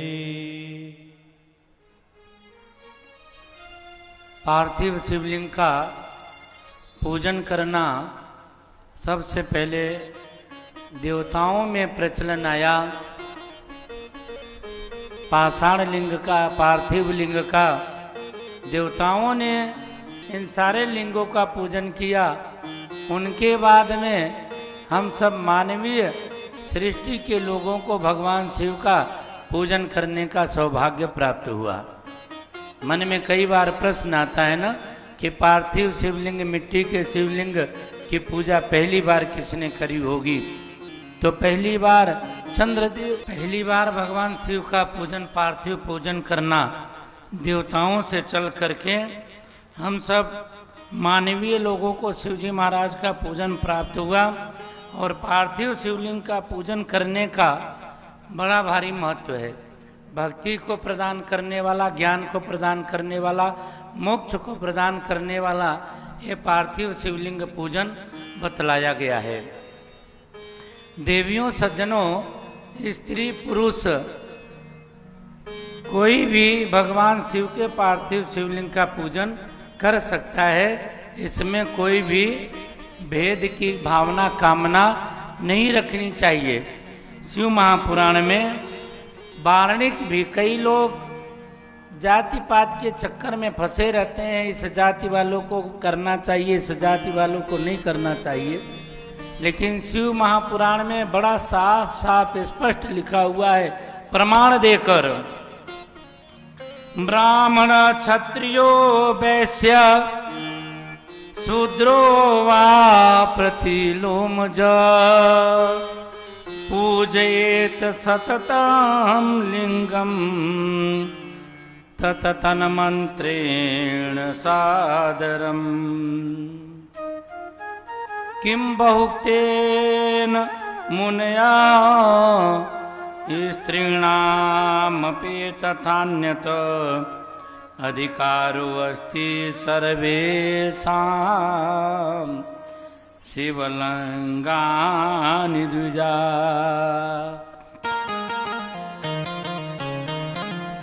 स्त्रियां भी शिवलिंग का पूजन कर सकती हैं, माताएं भी शिवलिंग बनाकर पूजन कर सकती हैं। और चातुर्वर्ण में भी शिवलिंग के पूजने का विधान बताया गया है। 4 वर्णों के लोग शिवलिंग का पूजन कर सकते हैं। पूजन की विधि में किसी विद्वान ब्राह्मण से पूजन कराना चाहिए। प्रातः काल शिवलिंग के लिए मिट्टी बना करके साफ जगह पर शुद्ध वस्त्र पहन करके शिवलिंग का निर्माण करना चाहिए। जब शिवलिंग निर्माण करते हैं तो शिवलिंग निर्माण करने के समय पंचाक्षरी मंत्र का गायन करते रहें। ओम नमः शिवाय, ओम नमः शिवाय का गायन करते हुए पार्थिव शिवलिंग का निर्माण करना चाहिए। कई बार हम देखते हैं कि पार्थिव बना रहे होते हैं और पूरी इधर उधर की चर्चा बड़े जोरों से चल रही होती है, ना, धुआंधार। अच्छा, कभी कभी मैं जैसे ना, जब शिवलिंग बन रहा होता है, मान लो मेरा आना हो, तो कई सारे होशियार लोग खिड़की में से देख लेते हैं, इधर से देख लेते हैं। अब गुरुजी आने वाले हैं, इशारा एक दूसरे, चुप चुप, गुरुजी आ रहे हैं, गुरुजी। अब कई तो जय बोल करके चुप हो जाते हैं पकड़े जाने पर।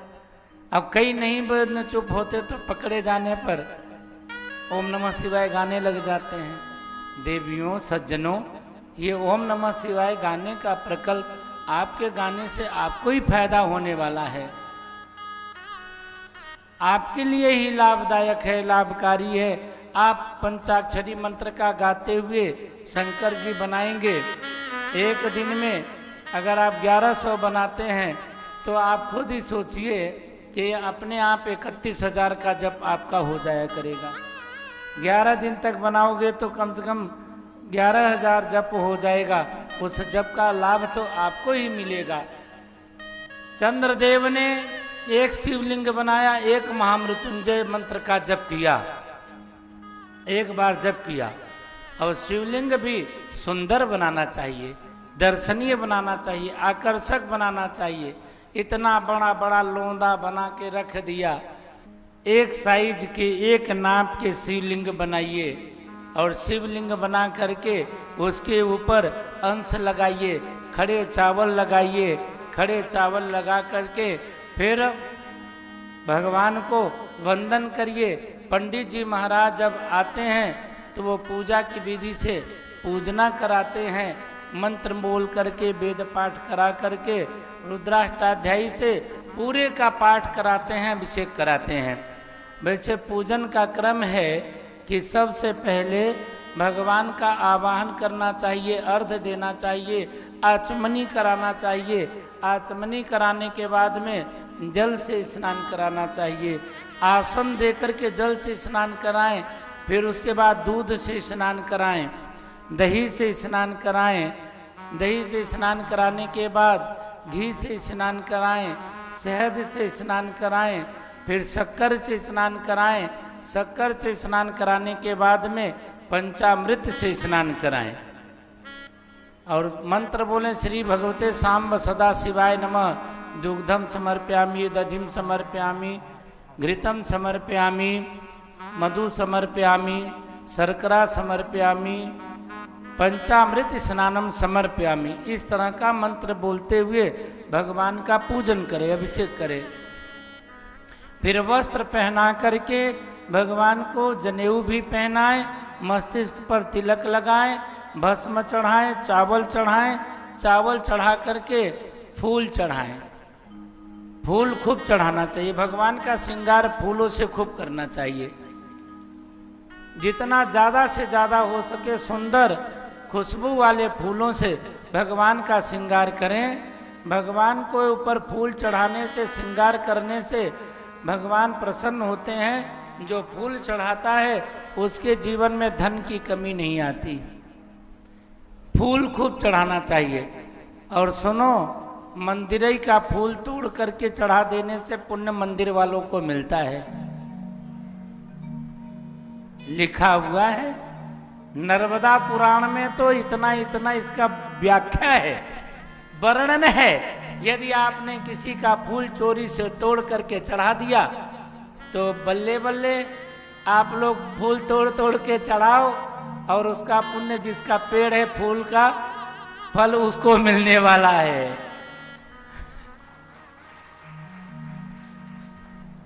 लोग सोचते होंगे ये इतने सारे बाहर फूल लगाए जा रहे हैं बाबा जी बड़े खुशी में, तो वाकई में खुशी में लगाए जा रहे हैं। अभी तो हमने और भी बहुत फूल के पेड़ लगाने हैं। मुझे पता है कि तुम तोड़ने से बाज नहीं आओगे और हमें पता है हम लगाने से बाज नहीं आएंगे। जब फूल खिलेगा आप तोड़कर भगवान को चढ़ाओगे। मैं तो जाता नहीं तोड़ने के लिए, वहां से ले भी नहीं आता। तो आप लोग तोड़ करके चढ़ाते हो तो उसका ढेर सारा पुण्य जिसने पेड़ लगाया होता है उसको मिलता है। आपको यकीन न हो तो नर्मदा पुराण में देख लीजिए। मैं नर्मदा पुराण की कथा पहले भी सुना चुका हूं। और मान लीजिए आपने पूछ करके, आपने पूछ लिया फूल ले लें, पत्ता ले लें, तो पूछ लेने पर 50-50 हो जाएगा। आधा फल उसको चला जाएगा जिसका पेड़ है और आधा फल उसको मिल जाएगा जिसने चढ़ाया है तोड़ करके। तो जिसका पेड़ है उसका हिस्सा रहेगा ही रहेगा। उसी फूल का फल प्राप्त होता है जिस फूल को माली तोड़ करके ले आए और यजमान फूल की दक्षिणा दे करके बदले में फूल लेकर के आए, भगवान को चढ़ाए, तो उसका 100% फल यजमान को प्राप्त होता है। क्योंकि तोड़ने वाले को दक्षिणा दे दिया, पारितोषिक दे दिया, तो वहां पर फल उसी को प्राप्त होना है। और इधर जो टूटता है तो उसका फल उसी को मिलता है जिसका पेड़ है। आई होप कि यहाँ पर फल मुझे मिल रहा होगा। जो जो लोग पानी दे रहे होंगे, जो लोग पेड़ों की सुरक्षा व्यवस्था कर रहे होंगे, उनको मिल रहा होगा। ये पक्की गारंटेड बात है, मिल रहा होगा ना। बोलो सांचे दरबार की जय। फूल चढ़ाए, फूल चढ़ाने के बाद बिल्वपत्र चढ़ाएं।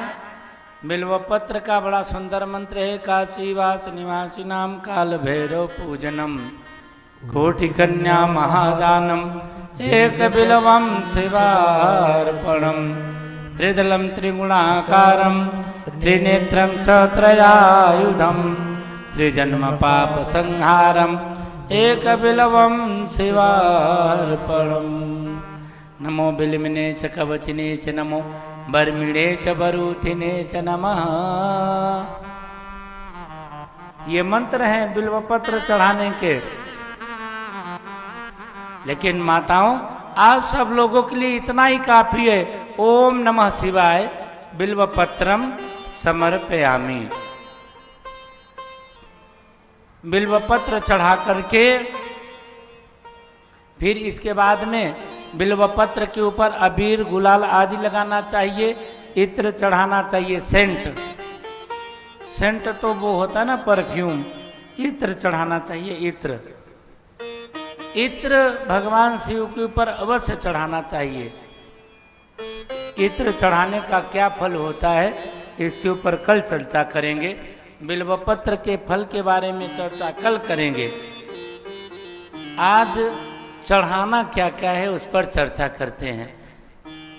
बिल्वपत्र चढ़ाया, इत्र लगाया, इत्र के बाद में अबीर गुलाल रोली हल्दी ये जितने भी द्रव्य हैं इनको चढ़ा करके धूप से आरती करें, फिर दीप से आरती करें, हाथ धोएं और हाथ धो करके भगवान को भोग लगाएं।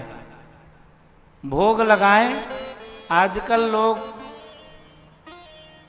बड़ा अच्छा अच्छा भोग लगाते हैं, है ना।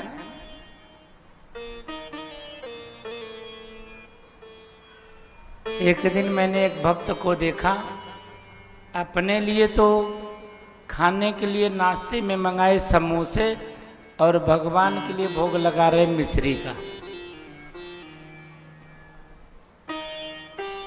खुद समोसे घाल रहे हैं और भगवान को कह रहे मिश्री में काम चला रहे हैं। ऐसा होता है। तुमको समोसा चाहिए, मठरी चाहिए, नाश्ते में दूध जलेबी चाहिए, भगवान को नहीं।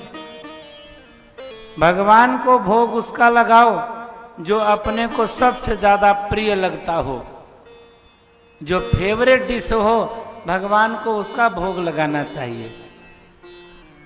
देवियों सज्जनों, भगवान को भोग लगाएं और लगा करके 5 आचमनी जल नीचे छोड़े। तदीयं वस्तु गोविंद तुभ्यमेव समर्पयेत् गृहाण सम्मुखो भूत्वा प्रसीद परमेश्वर। भगवान को भोग लगाने के बाद में फिर थोड़ा चंदन का टीका लगाएं।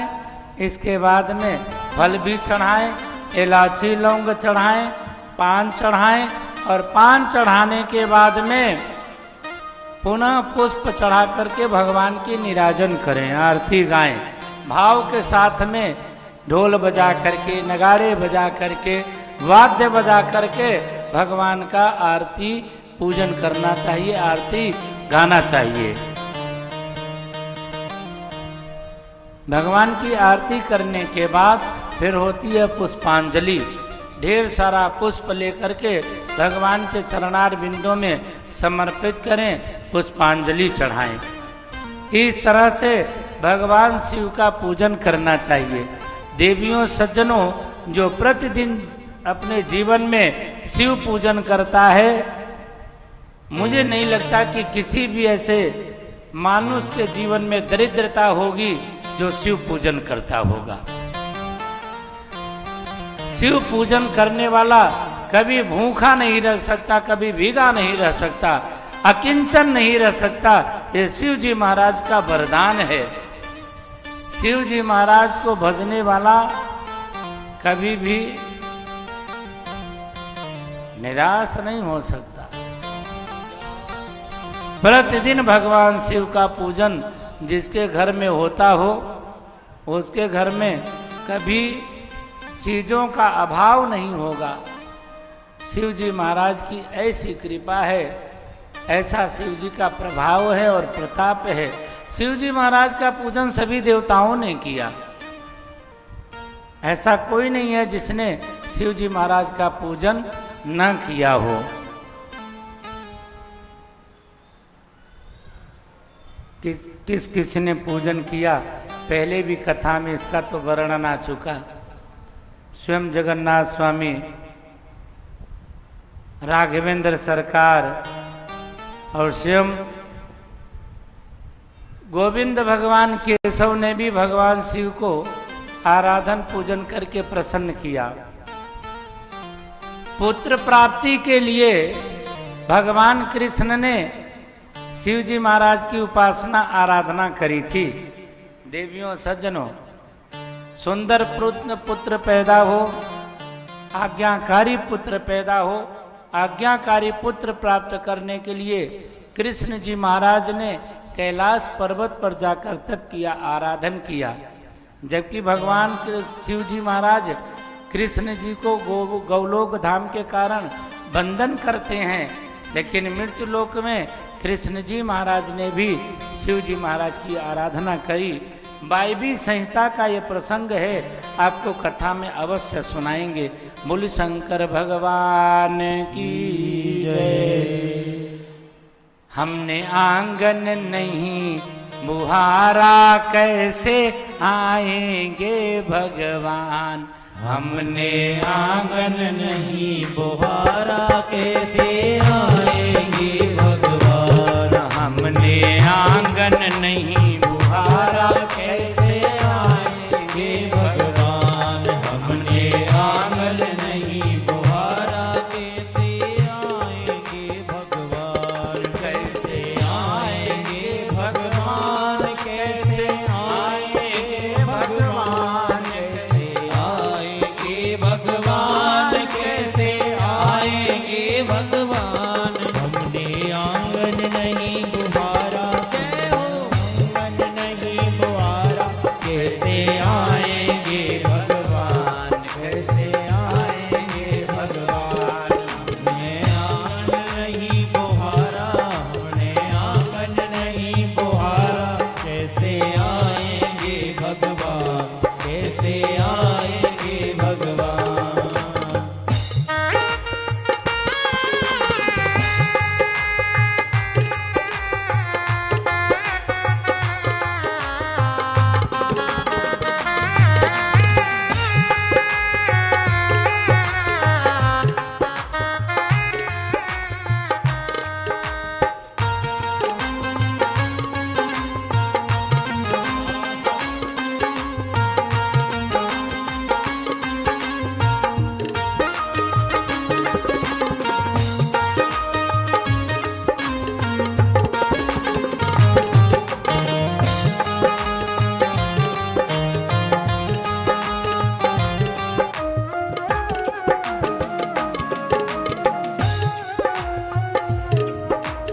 हर कोने कलमस कसाय की लगी हुई है ढेरी।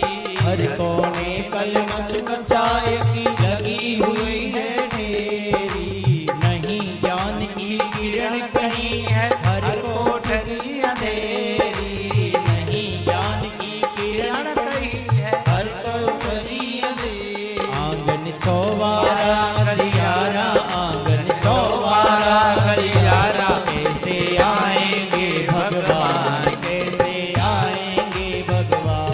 हमने आंगन नहीं बुहारा, हमने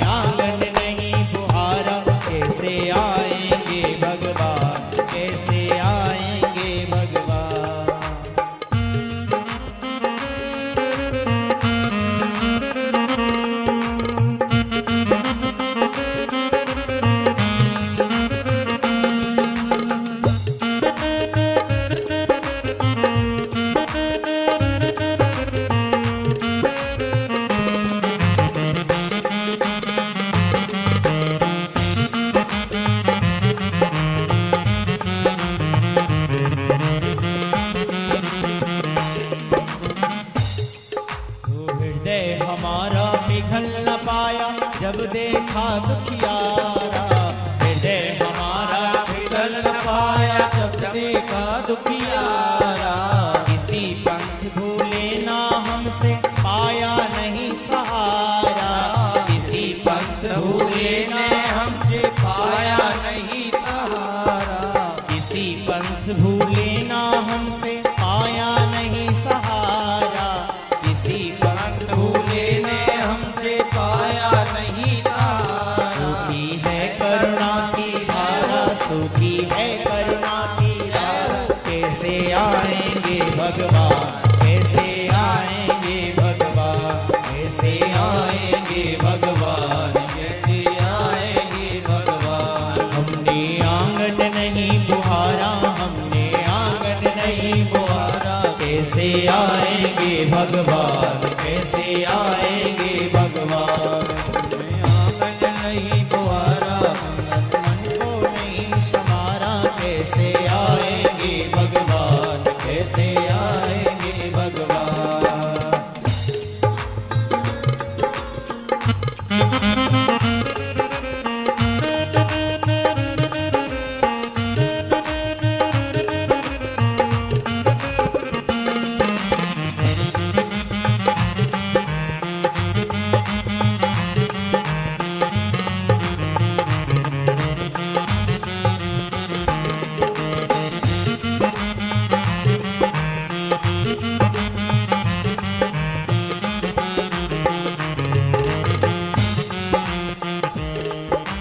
अंतर के पट खोल देख लो ईश्वर पास मिलेगा। अंतर के पट खोल देख लो ईश्वर पास मिलेगा। हर प्राणी में ही परमेश्वर का आभास मिलेगा। हर प्राणी में ही परमेश्वर का आभास मिलेगा। सच्चे मन से नहीं पुकारा, सच्चे मन से नहीं पुकारा। कैसे आएंगे भगवान, कैसे आएंगे भगवान, कैसे आएंगे भगवान, कैसे आएंगे भगवान। हमने आंगन नहीं बुहारा, हमने आंगन नहीं बुहारा। कैसे आएंगे भगवान, कैसे आएंगे भगवान। हमने आंगन नहीं बुहारा, सुंदर मन को नहीं संवारा। कैसे आएंगे भगवान, कैसे आएंगे भगवान। कैसे आएंगे भगवान, कैसे आएंगे भगवान, कैसे आएंगे भगवान, कैसे आएंगे भगवान। कृष्णाय वासुदेवाय हरे परमात्मने प्रणतक्लेशनाशाय गोविंदाय नमो नमः।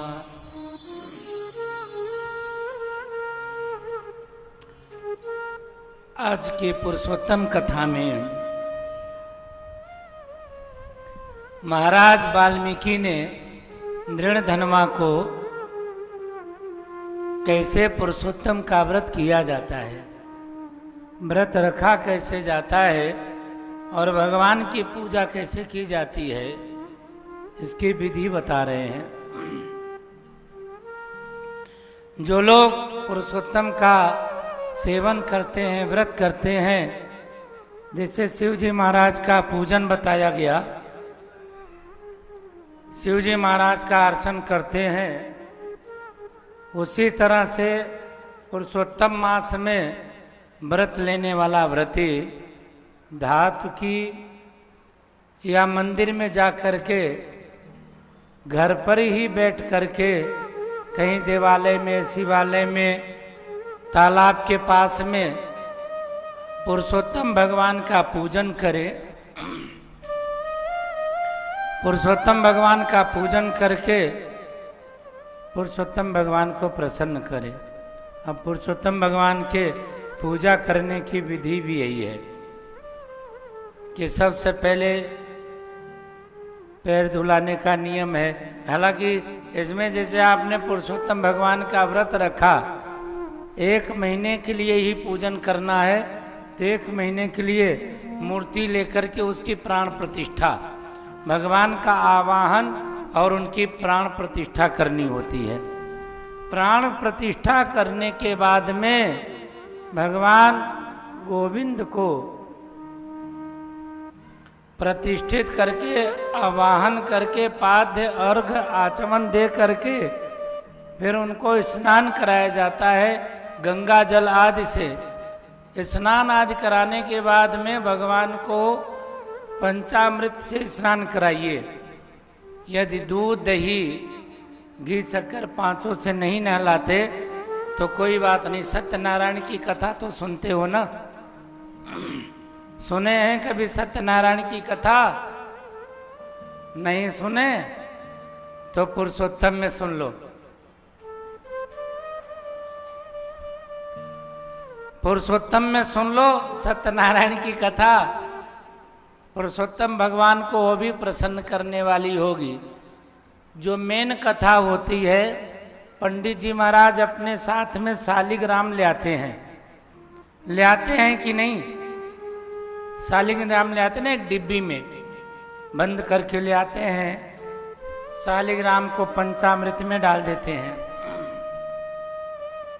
पंचामृत में डाल करके शालिग्राम को स्नान करा करके फिर गंगा जल से स्नान कराते हैं।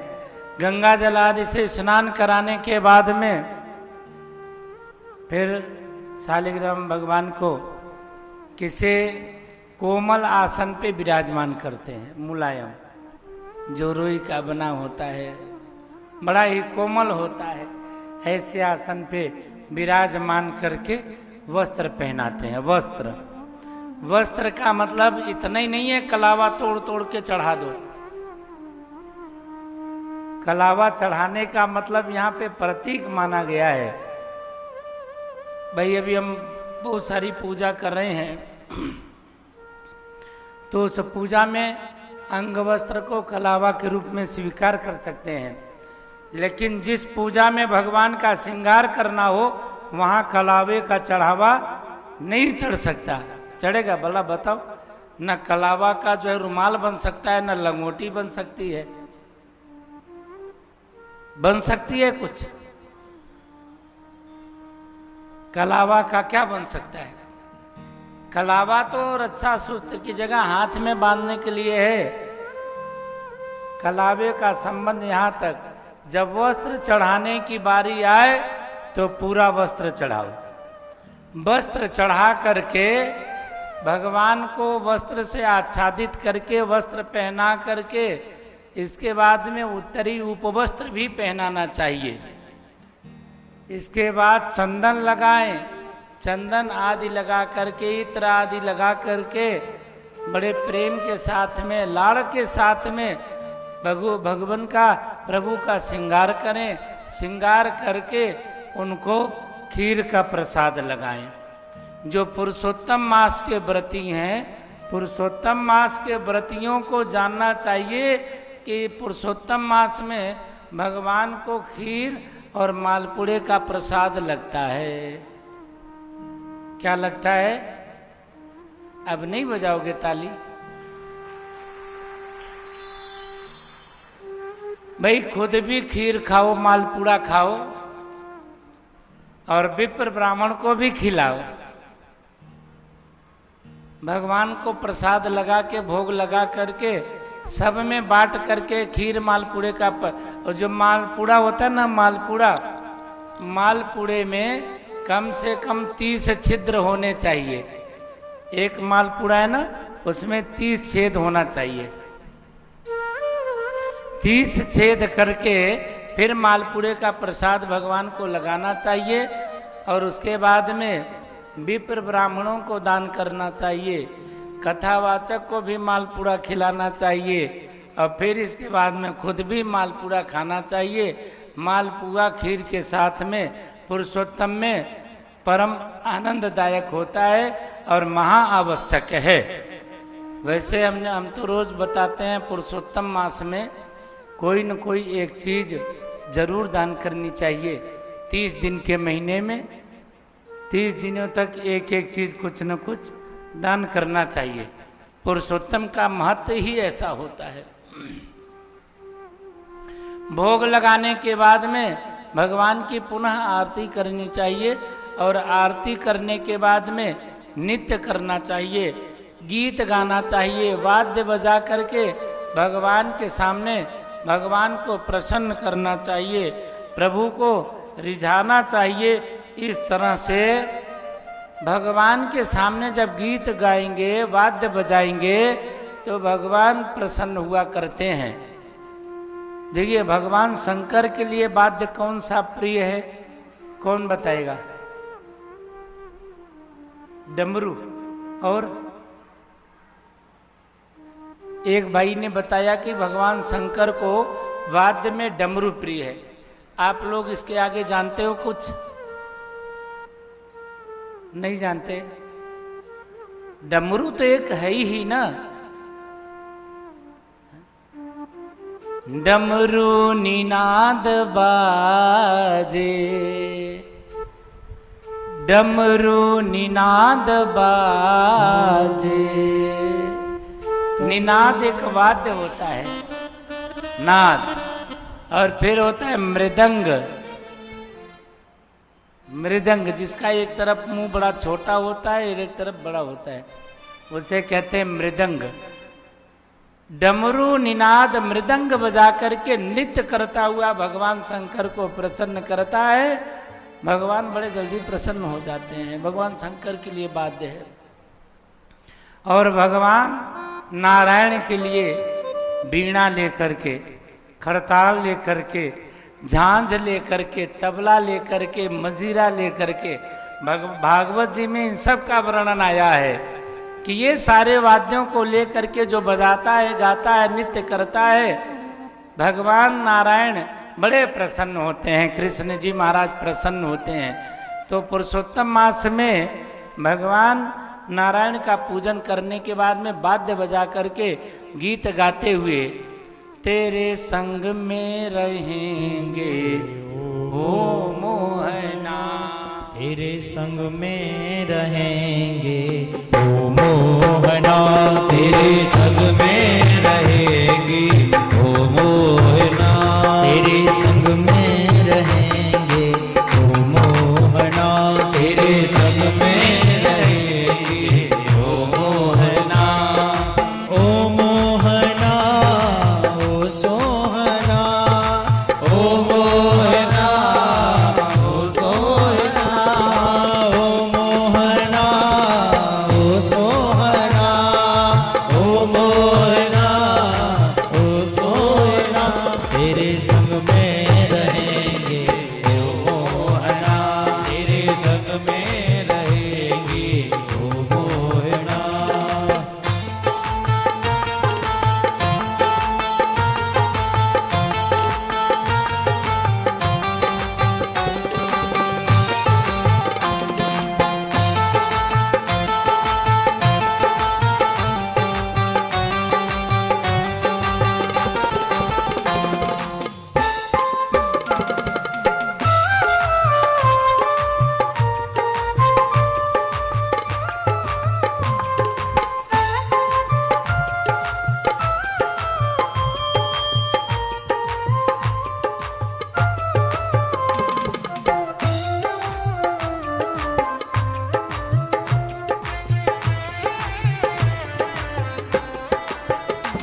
तुम चंदन बनो मैं पानी बनूं, तुम चंदन बनो मैं पानी बनूं, तुम चंदन बनो मैं पानी बनूं, तुम चंदन बनो मैं पानी बनूं। मस्तक पर मिलेंगे ओ मोहना, मस्तक पर मिलेंगे ओ मोहना, मस्तक पे मिलेंगे ओ मोहना।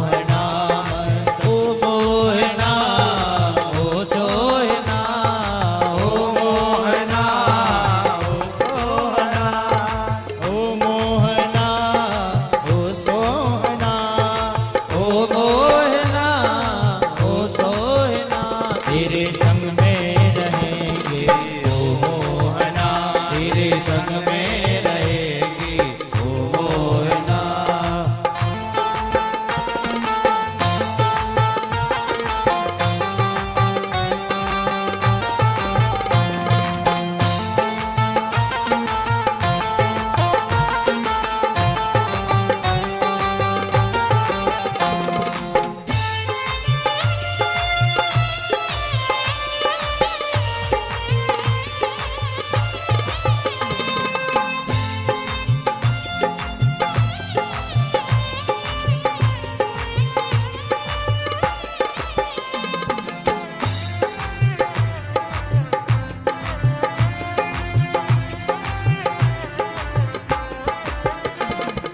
पुष्प बनो मैं धागा बनो, तुम पुष्प बनो मैं धागा बनो, तुम पुष्प बनो मैं धागा बनो, तुम पुष्प बनो मैं धागा बनो। माला में मिलेंगे ओ मोहना, माला में मिलेगी ओ मोहना। ओ मोहना ओ सोहना, ओ मोहना ओ सोहना, ओ मोहना ओ सोहना, ओ मोहना ओ सोहना। तेरे संग में रहेंगे ओ मोहना, तेरे संग में रहेगी ओ मोहना।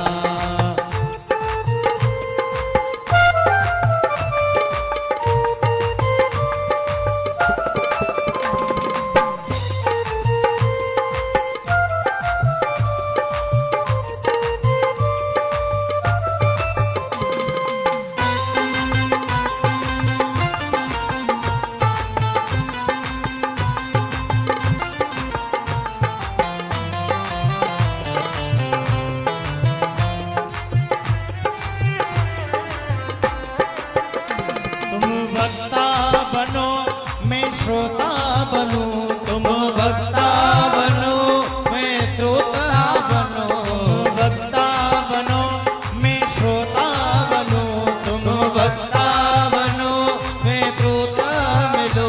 वहाँ प्राण मिलेंगे ओ मोहना, वहाँ प्राण मिलेंगे ओ मोहना। ओ मोहना ओ सोहना, ओ मोहना ओ सोहना। तेरे संग में रहेंगे ओ मोहना, तेरे संग में रहेगी ओ मोहना, तेरे संग में रहेंगे ओ मोहना, तेरे संग में रहेगी ओ मोहना, तेरे संग में रहेंगे ओ मोहना, तेरे संग में रहेगी ओ मोहना। बोल सांचे दरबार की। की जय। तो पुरुषोत्तम भगवान की आराधना उपासना व्रत रखना ही, पुरुषोत्तम भगवान को स्मरण रखना ही बड़ा कल्याणकारी हो जाया करता है।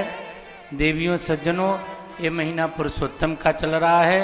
इस पुरुषोत्तम मास में आप सब लोग लक्ष्मी नारायण भगवान की उपासना आराधना करें, शिव जी महाराज की कथा को श्रवण करें, पूजन की विधि समझ करके, पूजन की विधि से पूजन करते हुए जो लक्ष्मी नारायण भगवान की शरण में जाता है उसे वैकुंठ की प्राप्ति होती है। रावण ने सारी जिंदगी भगवान शंकर की उपासना करी और राम जी के हाथों से मर करके वो वैकुंठ लोक को गया। तो शिव जी महाराज का भजन करने वाले को वैकुंठ की प्राप्ति होती है। जब अंतिम समय में लक्ष्मी नारायण का दर्शन करता है, बद्री नारायण का ध्यान करता है, तो उसकी सदगति हुआ करती है। सदगति की बात तो दूर की रही, ये तो बाद में आएगी। अभी हमें जो जीवन मिला हुआ है, इस जीवन में ही हमें अपने आप को ऐसा ढालना चाहिए, आचरित कर लेना चाहिए कि हम दुखी न रहें और दूसरे को भी दुखी न रहने दें। ऐसी धारणा करते हुए शिव जी महाराज की उपासना करके, आराधना करके सुख में जीवन व्यतीत करें।